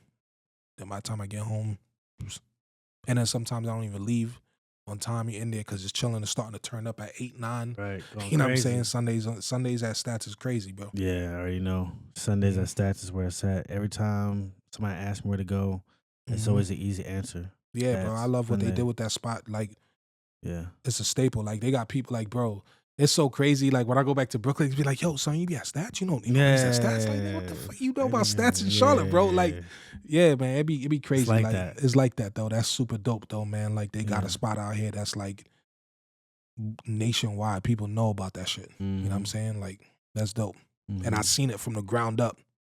You know what I mean? Hell yeah. So talk a little bit before we close out. Tell us a little bit about Caribbean Punch, right? I came and saw you there. Tell us like your whole inspiration and motivation behind that. Obviously, we know Caribbean background, your love for the music, but how'd you come about? What made you feel the need to create that party, and how did you find that spot? How did you relate to the owners or whoever got you in there to kind of set that up? So, Caribbean Punch is something that, something that I wanted to create, right? Because, like, I kind of feel like there's a void here in Charlotte for, like, Caribbean parties, but I haven't gotten it to the way I want it, though, right? Right. I feel like Charlotte has a lot of Caribbean people, but I feel like they don't come out and support all the time, right? Or maybe they don't know, whatever it is, right? Not saying it needs to be the biggest party, like craziest shit, but I feel like I just want to open up doors in different spaces, like, because a lot of people used to go to Bacardi for Caribbean music and other spots like that, but I wanted to create something where people can go and it's not like strictly a dance hall type vibe where it's walls and there's no seating and there's no tables and a nice I want it to be a nice ambiance at the same time and have good food, have good drinks, and people could feel like they are in a space where I can hear good music, see beautiful women, and have good food, have hookah if I want to have a hookah, have a nice drink. I kind of wanted to bring all of that together. Kind of like my initial start of it, because I used to do Rum Punch Thursdays. I was doing Rum Punch Thursdays before. At the same venue or somewhere else? So the spot that's Tarenga Lounge, that's the new spot. Yeah, right. Yeah. I forgot the name of it before. Right. I was doing it there on a Thursday. I was doing Rum Punch Thursdays. So that was the initial start of Caribbean Punch. But I didn't want it to be named Rum Punch anything else because there's so many Rum Punch parties. So I came up with Caribbean Punch, which is a spinoff of Rum Punch, where that's why there's always a Rum Punch drink there at Sage. But that was my initial start. And then I created Sage. I figured out Sage. Sage used to be Smokehouse. So I spun out Smokehouse before years ago. And I heard that the spot was opening up and I wanted a spot that had Caribbean food. Right? That was a main thing. I didn't want it to just be any spot that just got anything in it. I wanted the food to be there. Because I really originally wanted to do a brunch. Did you never do 4800 when it was open? Yes, I did. Okay. I think we talked about that, yeah. I did 4800. Big. They were Caribbean, but I'm not going to say big spot, but you're Caribbean. Yeah, I did 4800 too. Yeah, they had the food too. The only thing with 4800 didn't have the ambiance and the venue space that I pictured. Location is kind of crazy though, too. Yeah, I mean, as of now, like location right now wouldn't be bad because that side of Monroe Road has lifted up. You know, when it was 4800 and before that was McBoney's. I remember McBoney's. You know what I'm saying? So like they changed it, but it's kind of not the most ideal spot for a club. Right. You know what I'm saying? So Sage already had all of the stuff in place. I didn't have to go find a chef that could make Caribbean food. I didn't have to find someone who could make Caribbean drinks. Right. Shout out to the owner, Jackie at Sage. He's Caribbean, he's Haitian. Shout out to him from New York too. You know what I'm saying? So he already had all of that stuff in motion. So all I had to do was come in and bring the vibe and the what I had envisioned. You know what I'm saying? So and he trusted in me, he believed in me, he allowed me to try my thing there. Okay. That's dope, man. I like the vibe, bro. That's kind of the same concept for Velvet and Vibes on my YouTube. So Velvet and Vibes is also another avenue of events that I'm gonna bring. But that's just gonna be like so you're sort of setting the vibe with the videos. Right. And then that's gonna bring that to the people. So I have another promotion page called Good Music CLT. So Good Music CLT is gonna be the main umbrella. And then under Good Music CLT, I'm gonna bring a Velvet Vibe party. You understand? But Good Music CLT is gonna be its own brand on its own for pushing parties and events. But Velvet Vibes is gonna be a segment within that. That's gonna be. It's gonna be an event. It's gonna be an event, a curated event, which you can get the vibe that I'm doing on YouTube, but just in person. Okay. Caribbean Punch is another brand by itself that eventually, hopefully, it grows as people start to like see it here in Charlotte, and then it could grow into its own thing and just be people know Caribbean Punch is having an event. You can go there and get the vibes. Afrobeats, Soca, Dancehall, all of that. That's lit, bro. Yeah, definitely grow that shit and take it on the road. I know you know about like Better Luck Tomorrow. Shout to them too. Shout to all of them. Shout to all of the promotions out here that's doing their thing. True Vibes.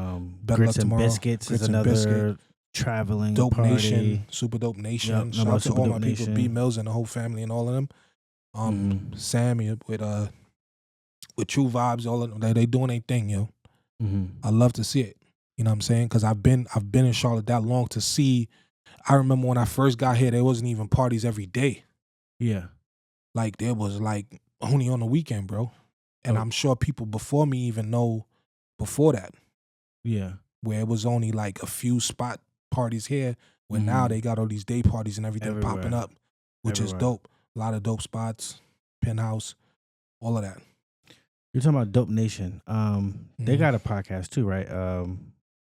But I know the DJ. Is that their shit? Dope Entertainment? Super Dope Nation?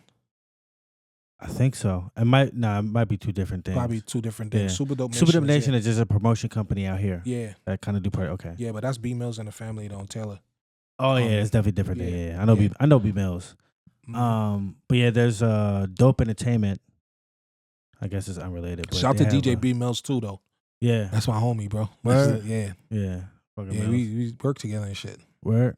At audio too. Okay. The audio engineering visual too, yeah. Okay. Super smart. Yeah. Super talented. Where? Okay. Where?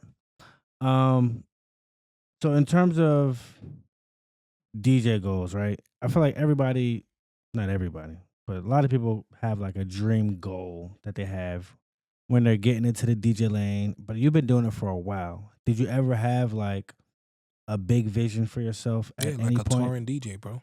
Touring DJ? Like touring for artists? Yeah, or just not really artists, but like just getting booked in different cities. But I think that kind of changed. Like I really want to tap into sports DJing. Yo, I think you'll be great at that. Like that's why I really basketball games and shit like that? Yeah. Basketball games, baseball games. How would you go about doing that though? Like who do you got to speak to? I'm pretty sure you got to plug in with some of the DJs that are already doing it. Yeah, but I mean, I already got a lot of those people who are my homies and shit like that. Like, Like who? I know A Minor does. Yeah, I don't really know A Charlotte Minor Game. personally though.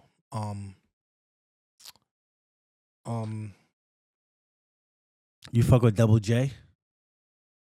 DJ Double J? That's in Texas. He's in Texas now. Yeah, he from Carolina. Yeah, dope. Yeah, he's super dope. Yeah, one of he's my nice, favorite. bro. Yeah, he's super nice. He nice. Yeah, he does stats once in a while when he comes up here. Hold on, let me get my boy name, man. He do the Mavericks games now. I gotta shout my boy out, man. Yeah, I gotta get Double J on the podcast. When I saw him, shout out to DJ Request, bro. Request. Shout out to Request. That's my dude, man. He always pushing me to come do scratch sessions, bro, and get better, bro. Like he DJ for the Hornets too. Okay. You know what I'm saying? Shout out to my boy DJ John Black in New York. You know what I mean? He DJ for the Jets. That's my homie. He used to be at Scratch Academy and shit like that. That's my homie from a long time, bro. He DJ for the Jets. DJ J Young. He DJ for the Nets, Brooklyn. Okay. Do you fuck with the Nets? I rock with them, man. They from Brooklyn, you know what I mean? They now Brooklyn, they're from Brooklyn. You know what I mean? But that was like, man, I rock with them when they was in Jersey too, man, because they had Marbury, bro. Marbury from Brooklyn, so you know what I'm saying. But before they moved to Brooklyn, niggas was fucking with the Knicks out there in Brooklyn. I mean, I ain't a Knicks fan. Nah, never. Nah, I ain't a Knicks Not fan. you. Nah, I was rocking with the Nets before I rock with the Knicks. Even when they had Marbury and Kerry Kittles and all them dudes back in the days. Okay. I always rock with the Nets over the Knicks. I remember watching movie Do the Right Thing or some shit, one of those where the niggas is like rocking with the Knicks. But anyway, yeah, but sports DJing, that's definitely something that I want to tap into. And like, even if I get into that, that's something that I can see myself doing a long career in that. Like, I really love that because I love sports, bro. Like, I love sports. Would you rather do Hornets or Panthers? I don't know who does the Panthers. I think I'd rather do the Hornets, bro. Hornets? Yeah. Okay. Basketball who does the Panthers? Forgot the name. I forgot his name. I forgot his name. Okay. Older dude. He does the Horn. I mean, he does the Panthers, but even the Knights, bro. Baseball. I would do baseball. Yeah, I'll do baseball or basketball. Baseball or basketball, I'd rather do. Oh, shout out to my boy DJ whatever. My boy DJ whatever in New York. DJ whatever. Yeah, that's my homie, yo. Power 105, you know what I mean? iHeartRadio. He DJ for the Mets. Okay. Yeah, I got a lot of people who DJ for like teams, bro. You follow Chris Villa? That's who I was talking about from Phoenix, bro. Yeah, Chris Villa is dope.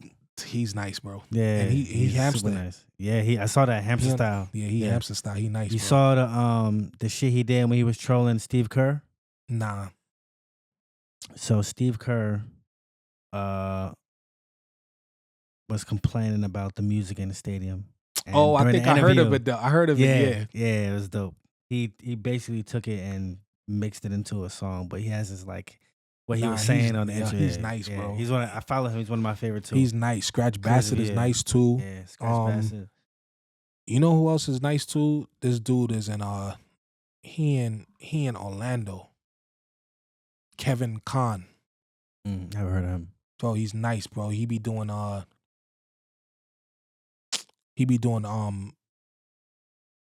ribs and Nopa Slaps? Talking about barbecue and ribs? Yeah, barbecue and ribs. Nopa Slaps is dope too. Yeah. Nopa Slaps is the DJ who run it. You know what I mean? Right. But Kevin Kahn, he from Orlando. Okay. He nice, bro. Yeah. Like he be spinning some dope shit. Like there's a lot of dope DJs, bro. Like I respect all the DJs today, man, who work on their craft and do some amazing stuff in the parties, bro. Like that's one party that I would love to play on. Barbecue and ribs, bro. That one, that was like the do-over. You know about that party, the do-over? Oh my God, bro! I think I've heard of that. Used to be in L.A., bro. Jazzy Jeff used to spin at that, bro. That's where they got that. I don't want to say that's where they got the concept from, but it's like that kind of party. Like you could just go play anything, and that's what I want to do in Charlotte.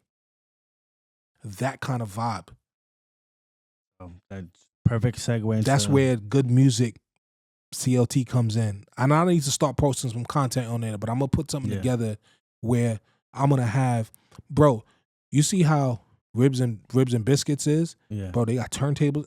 Bro, that's what I'm doing. Yeah. I'm bringing turntables, and I'm gonna have a bunch of DJs come and spin. But you gotta spin on turntable. You're not bringing no controllers, bro. So that actually perfect segue. And this is actually my last question, and we can probably close out with that. If you could describe your perfect event to do here in Charlotte, you're already kind of getting into it, Yeah, right? that was it. How would you put it together? So you talked about turntables. Mm-hmm. Got to play on turntables. And now, obviously, they can use Serato on the you can use turntables. Serato, you phase, can use phase, all that, whatever. all that. You can use turntables. I'll have turntables and the Rane 12 setup. Mm-hmm. Either one. Mm-hmm. Or one of the two. You know what I'm saying? Mm-hmm. But I mean, if you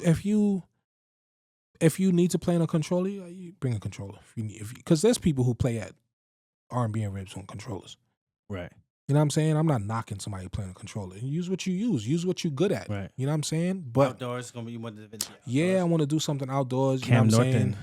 saying? Camp Norton is a nice spot. You know what I'm saying? Like, I would do something where you got good food, people outside, barbecuing, you got pizza, all type of things going on. And just a vibe, bro. Mm-hmm. Like, just play music. Not where you have to play this or you have to play that, but like there's so much music that don't get touched here in Charlotte. That's why they got these coffee spots popping up with events. That's why I be doing an event at Cafe Vibe Bar. You know what I'm saying? Like, trying to just bring something different. Shout out to Alex. Shout out to Cafe Vibe Bar, Alex. You know what I mean? Believing in me, giving me an opportunity to do something different in there. Mm-hmm. And now I'm gonna push forward with it. Okay. I'm going through the summertime. Hopefully, they got some new stuff in there. They got some hookahs now, so people can come in there. You can get hookah, you can get coffee, you can get tea. They got drinks, all of that. Nice vibe inside, outside. You know what I'm saying? Where I'm gonna go in there and just spin different kind of music. You know what I mean? Like R&B, like Aretha Franklin, just sing along music, like good shit. Like, I love sing along shit, but I like playing old shit. I'm not gonna lie. When I do get to, I love playing shit from like 70s, 80s. Mm-hmm. If I could play some Aretha Franklin from the fucking 60s, if I can. Yeah. But yeah, yeah, sure. bro, definitely. We gotta definitely do something, man. Because like, it don't all gotta be crazy trap and hip hop and dancehall and all. Bro, I love music. Same. Like, I play all types of music. I'm in my crib listening to different stuff all the time. Mm-hmm. But I really want that kind of vibe outside here. Right. And there's people here who want it. Facts. Everybody's scared to take that opportunity and do it. Mm-hmm. And that's kind of like what I've been doing with Caribbean Punch, right? Yeah. Because I'm really trying it out to see if people gonna love it or rock with it. It don't be packed. Right. You know what I'm saying? But I'm gonna keep doing it. You posted one video where there was a lot of people in it though. Yeah, that was the last, the one before that. That one was pretty decent. It was really good. You know what I'm saying? But you gotta start somewhere. Because when I was in New York, I used to do parties with my peoples. We had a whole bunch of us, but we knew mad people. Mm-hmm. You know what I'm saying? So that's a different avenue. Yeah, I was a DJ, but we all had friends. Right. You know what I'm saying? So we like community was a lot closer than a lot closer. So like Charlotte now, I'm a DJ, but I'm stepping into the field of being a promoter. Right. So I gotta get out, run ads. I gotta get out and meet people and rub elbows and all of that, and have them believe in my product and come out. Is a little different from just going to DJ. You know what? I also think it is a little bit though, because of social media and everything. It's just like everything else. When you have more options, people feel less satisfied with what they pick, and some people won't even participate. Yeah, because there's too much. As opposed to back then, where it's like most of the people that came to your parties was probably within a certain amount of blocks of where you was anyway. Right. Yeah, and that was kind of like the neighborhood came out. Yeah. Whereas now it's like niggas coming from across town. Right. From a fucking different county, because our attention is split in so many different fucking ways. Yeah, because of social media. You go on social media and be like, oh, there's a dope party going on over here. There's a brunch. Oh, but there's something else over there too. Yeah. And then there's something, not knocking it, but, people are confused. Like, oh, which one should I go to? Yo, niggas be bar hopping to 3 different venues in a single day or a night. Mm-hmm. Yeah, do that back in the day, or? I mean, we used to go to like 1 or 2 spots, and then that shit done, we go somewhere else. It's still going on. But not to the point where, not until when you get into, so like it's a little different animal when you get into the promoter bag, because now you kind of got to go show your face, so you can't stay at one spot if there's multiple things going on. You got to go here, and I got to go there and check them. Got to go show there's a lot of that going on. I got to go here and check them. Got to show face. You got to show face. So that makes it a little difficult too. But what I'm doing with Caribbean Punch, I'm trying to grow Caribbean Punch to be on its own. not under DJ Bloc, where I could have Caribbean Punch going on and I could have DJ Tycoon come and play a reggae set. Old school. Shout out DJ Tycoon. You know what I'm saying? You know what I mean? That's what I'm trying to get it to the point where that could float on its own. Same thing with Good Music CLT and Velvet Vibe. Velvet Vibe, you know, you're going to get me to come bring that Velvet vibe direct to you. Yeah. But that's my goal. Are you, and obviously Caribbean Punch can grow and flourish, but you know, you have a good relationship with the people at Sage. Would you, if you had to, let's say it got too big, where would you take it to next? Let's say it got too big for Sage, ideally. It ain't there yet, so I can't say. Right. But if it was to grow too big for that, then I would have to move it. Where? I don't know. You don't know yet. Cross the road when you get there. I would love for it to get big enough to go to Alibi. Ooh. That would be amazing. I haven't been there yet. It just opened. I ain't been there yet. I haven't been a flirt yet either, so. Yeah, me neither. But that would be an amazing venue for it because it has the ambiance and all of that. Outside, yeah. You know? How do you feel about the location, though, of where it's at? Westside used to be White House or some shit like that? It used to be White House. It was Amnesia after that. Yeah, it was Amnesia. It was all just clubs. Yeah. But now it's location is location. I mean, Charlotte is growing. Gentrification. Eventually, it ain't going to look like that over there no more. That's true, yeah. So it's still kind of rough over there, like around it. But yeah. But that's how it is, though. You know, another dope spot too, Euphoria. Oh, yeah. So, did you ever go spin there? I never got to spin in there yet. Yeah, I mean, I don't spend it no more. You know, I was Thursday nights when you met me in there, and you was playing some joints too. I was like, yo, who this nigga playing? This nigga playing some shit. Like, appreciate that, man. I was like, yo, you playing some joints, some stuff that you don't normally hear, and that's the problem with Charlotte, bro. Because like you got DJs like you who could play. That's why you just got to do your own event. Because if you leave it up to them, they ain't gonna. Right. There's people who want to hear that, but it's not being put in their face. Right. You got to put it in their face until they know, yo, this shit is happening. True that. You definitely do that. I think I'm not going to say it was a problem, but, you know, it was supposed to be a karaoke night. Now, obviously, I don't even know how these karaoke DJs be having the words and shit. I don't know if it's like a special program or some shit. Yeah, something like that. I don't know nothing about that. I don't know nothing about that either, but I was just like, nigga, I'm just coming here to play music. I can play music niggas can sing to. And that was like the whole vibe, like R&B, sing-along shit. And it's kind of how I tried to run it. But I think they got like a new manager. I don't know the girl's name. But like, I was in there 1 week with her, and then the next week they just started hiring some other DJ.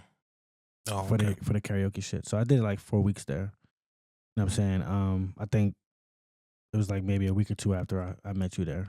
Yeah. Location is not too bad. It's just behind, like. It is a little bit out of the way though. Yeah. I mean, I live on that side though. Okay. So I live on that side. I live like maybe like 8 minutes from there, 10 minutes from there, which there's really not much on that side. Bacardi used to be over there. You got Visions is not too far from over there. Yeah. Over there is very much like family, kind of neighborhood, suburban type thing. Yeah, on the east side of Charlotte. It's like where you at is probably nice, but then in between you and uptown and midtown is like this little hood, little crescent shaped kind of thing. It's weird. Yeah. But that's a dope spot, bro. I'm not gonna lie, man. That's they hooked it up nice. It's nice in there, sexy. Charlotte got some nice clubs, bro. And honestly, like New York don't got no more clubs, bro. They're all lounges and little bars. Small bars, yeah. There's no real clubs. You know, Euphoria is nice, bro. I don't know what's going on in there. If they see this interview, holla at me. Let's make something happen. You feel me? Like that's my thing for this whole summer. Like, yo, I'm trying to be outside. Like, trying to do like these day parties, these outside venues. You know what I mean? These rooftops, all of that. I'm trying to do all of that. Have you done any rooftops out here yet, or? Yeah, I did. Eden. Oh, Eden, yeah. I opened one time up there for HD. Yeah, I like it up there. Eden is cool. I forgot that. I think that was it. That's it. But Novelty House is another one. Yeah, uptown. I never did Novelty House. That's more like there's more of like a house kind of techno. Yeah. At least the times I've been there. Yeah. It's a nice spot though. Yes, it's sexy. Mhm. Right in the middle of uptown. Yeah. You know what I'm saying? I did another spot over there. Forgot the name of it. It's not really a rooftop, but it's like they got like an outside patio rooftop type spot. It's a restaurant right over there by Not Chima's, not STK. not STK. I want to spin at STK too though. Spice. All those spots. Spice is nice. Spice is nice. HK. K and H and K or whatever. Oh, it's called. K&K. K&K. Kitchen and Cocktails, yep. Yeah. Mm-hmm. Like I don't even know if they know who am I, but those are some dope spots that I definitely know I could vibe in there. Mm-hmm. My nigga Concrete be there on the weekends. Yeah, shout to Concrete. Mm-hmm. You know what I mean? But if I get in there, I definitely could do a vibe. Yeah, for sure. Mm-hmm. Yeah. Bro. I guess that's it, man. That's all the topics I had. Anything else you want to lead the podcast with? Any parting words, bro? Yeah, man. I mean, just thank you for the opportunity, bro. Yo, thank you for the great conversation, bro. I think this might be my favorite DJ podcast so far. Sorry, other DJs, don't be mad at me. Y'all cool, but my nigga he came with the shit today, bro. Yeah, man. And definitely, I come with that shit on the turntables too, bro. So, you know what I mean? Like, thank you, man. I appreciate this for this opportunity. You know what I mean? Like, shout out to everybody in Charlotte. You know what I mean? New York. Everybody who helped me build my vibe and my growing for where I'm at. And I still got a lot to go. Word. You know what I'm saying? Plug your YouTube, plug your social media, man. Where can people find you and watch you? Yeah, so you could check me on YouTube, DJ Bloc, DJ BLOC. You could search me on YouTube under that name. You could search Velvet and Vibes. I'll come up under that on YouTube. You'll definitely find my videos. You can find me on Threads, DJ Bloc, Instagram, Facebook. You can also check my Caribbean Punch CLT on Instagram. You can check Good Music CLT on Instagram. I got a few pages. Also, I got a Bloc Audio Sound page on Instagram that I do because I do production and all that too for like private events and audio. I got equipment and mixes and all that stuff. I do that too. You can check me on Instagram for that. Saturdays I'm at Fume. Ultra Sexy, gotta show up there. Go check that out. Yeah, Fume is a dope spot here in Charlotte. I'm at like Vibe Bar. Periodically spot dates. Once a month I'm at Sage. Sage restaurant and bar. Caribbean Punch. No, that's the last Saturday of every month, right? It ain't in stone the last Saturday. I just really pick whatever Saturday that I want that they got available. I just pick it and then I go from there. Because I don't know if I'm gonna do it for April, but I'm definitely gonna do it for March 1st because April is kind of like a weird month for me. I got a lot of shit going on in April, but I think I'm gonna do it May 3rd, the first Saturday. And also the first Saturdays I'm at Cheersmate also every first Saturday, so I'll be there this Saturday night. Cheersmate another vibe too. That used to be Sports One. Yeah. I fuck with Cheersmate. Yeah, I'm gonna be uptown. at Cheersmate. They got a lot of DJs on it though, so I don't even know how I'm gonna fit in. But my nigga KB put me on there. Yeah, shout out to KB, bro. Yeah, shout out to my nigga KB. Yeah. KB, you still owe me an episode, nigga. Yeah, I'm waiting on your ass. So he was supposed to be opening a spot in Gaffney. Did he tell you about it? Nah, we ain't get to speak about that yet though, bro. He had a whole. I went down there and everything. He had a whole spot. I don't know what's going on with it because I haven't spoken to him about it. I don't know if he wants to talk about it, but he had a whole spot. I'm talking about. It was like putting furniture in there and everything in Gaffney. Now, Gaffney, I mean, it's not much there, but at the same time, it was like a dope looking spot. It was right attached to the hotel, like an econo lot. Kind of like on some passing through shit. You know what I'm saying? But I guess there's other stuff in Gaffney. I don't know what's going on in it, but yeah, he owes me an episode. But shout out to my nigga KB. He's gonna be putting me on at Cheersmate. Supposed to be starting this Sunday. It's like me, Selector, and I can't remember the last. I'm supposed to be on that too. Oh, yeah, you are on it, yeah. Coming up in a few dates. I think he did have you on the flyer, did he? Nah, not this week, but we spoke a few days gonna come up in the day party vibe, bro. Yeah, I'm definitely gonna tap in on that. It's gonna be crazy. For sure. Yeah, man. Shout out to all the promoters and all of that and the club owners out here who rock with me, you know what I'm saying? all the DJs who rock with me. We talk, have conversations about learning shit and technology and all of this. Shout out to my crew in Brooklyn. Everybody, you know, shout out to my wife, my kids who support me, who deal with me when I be running around all the time. They get the biggest shout, bro. You know what I'm saying? If it wasn't for them, shit, I don't know if I'll be talking to you right now, bro. Yeah, man, I be missing shit. You know what I mean? I be missing time with them out spending at y'all parties, man. So when I come out, man, y'all come out and have a good time. Because I could be at home with my family just laying up, man. You know what I'm saying? But I thank you, man. I appreciate you, Tycoon, for having me on the show, man. I appreciate it. I love it, man. It's a dope podcast. It's gonna do big numbers. This is what we do in 2025, man. We taking over all of the YouTube shit, bro. That's what we doing, yo. Exactly, bro. You fucking heard it here, man.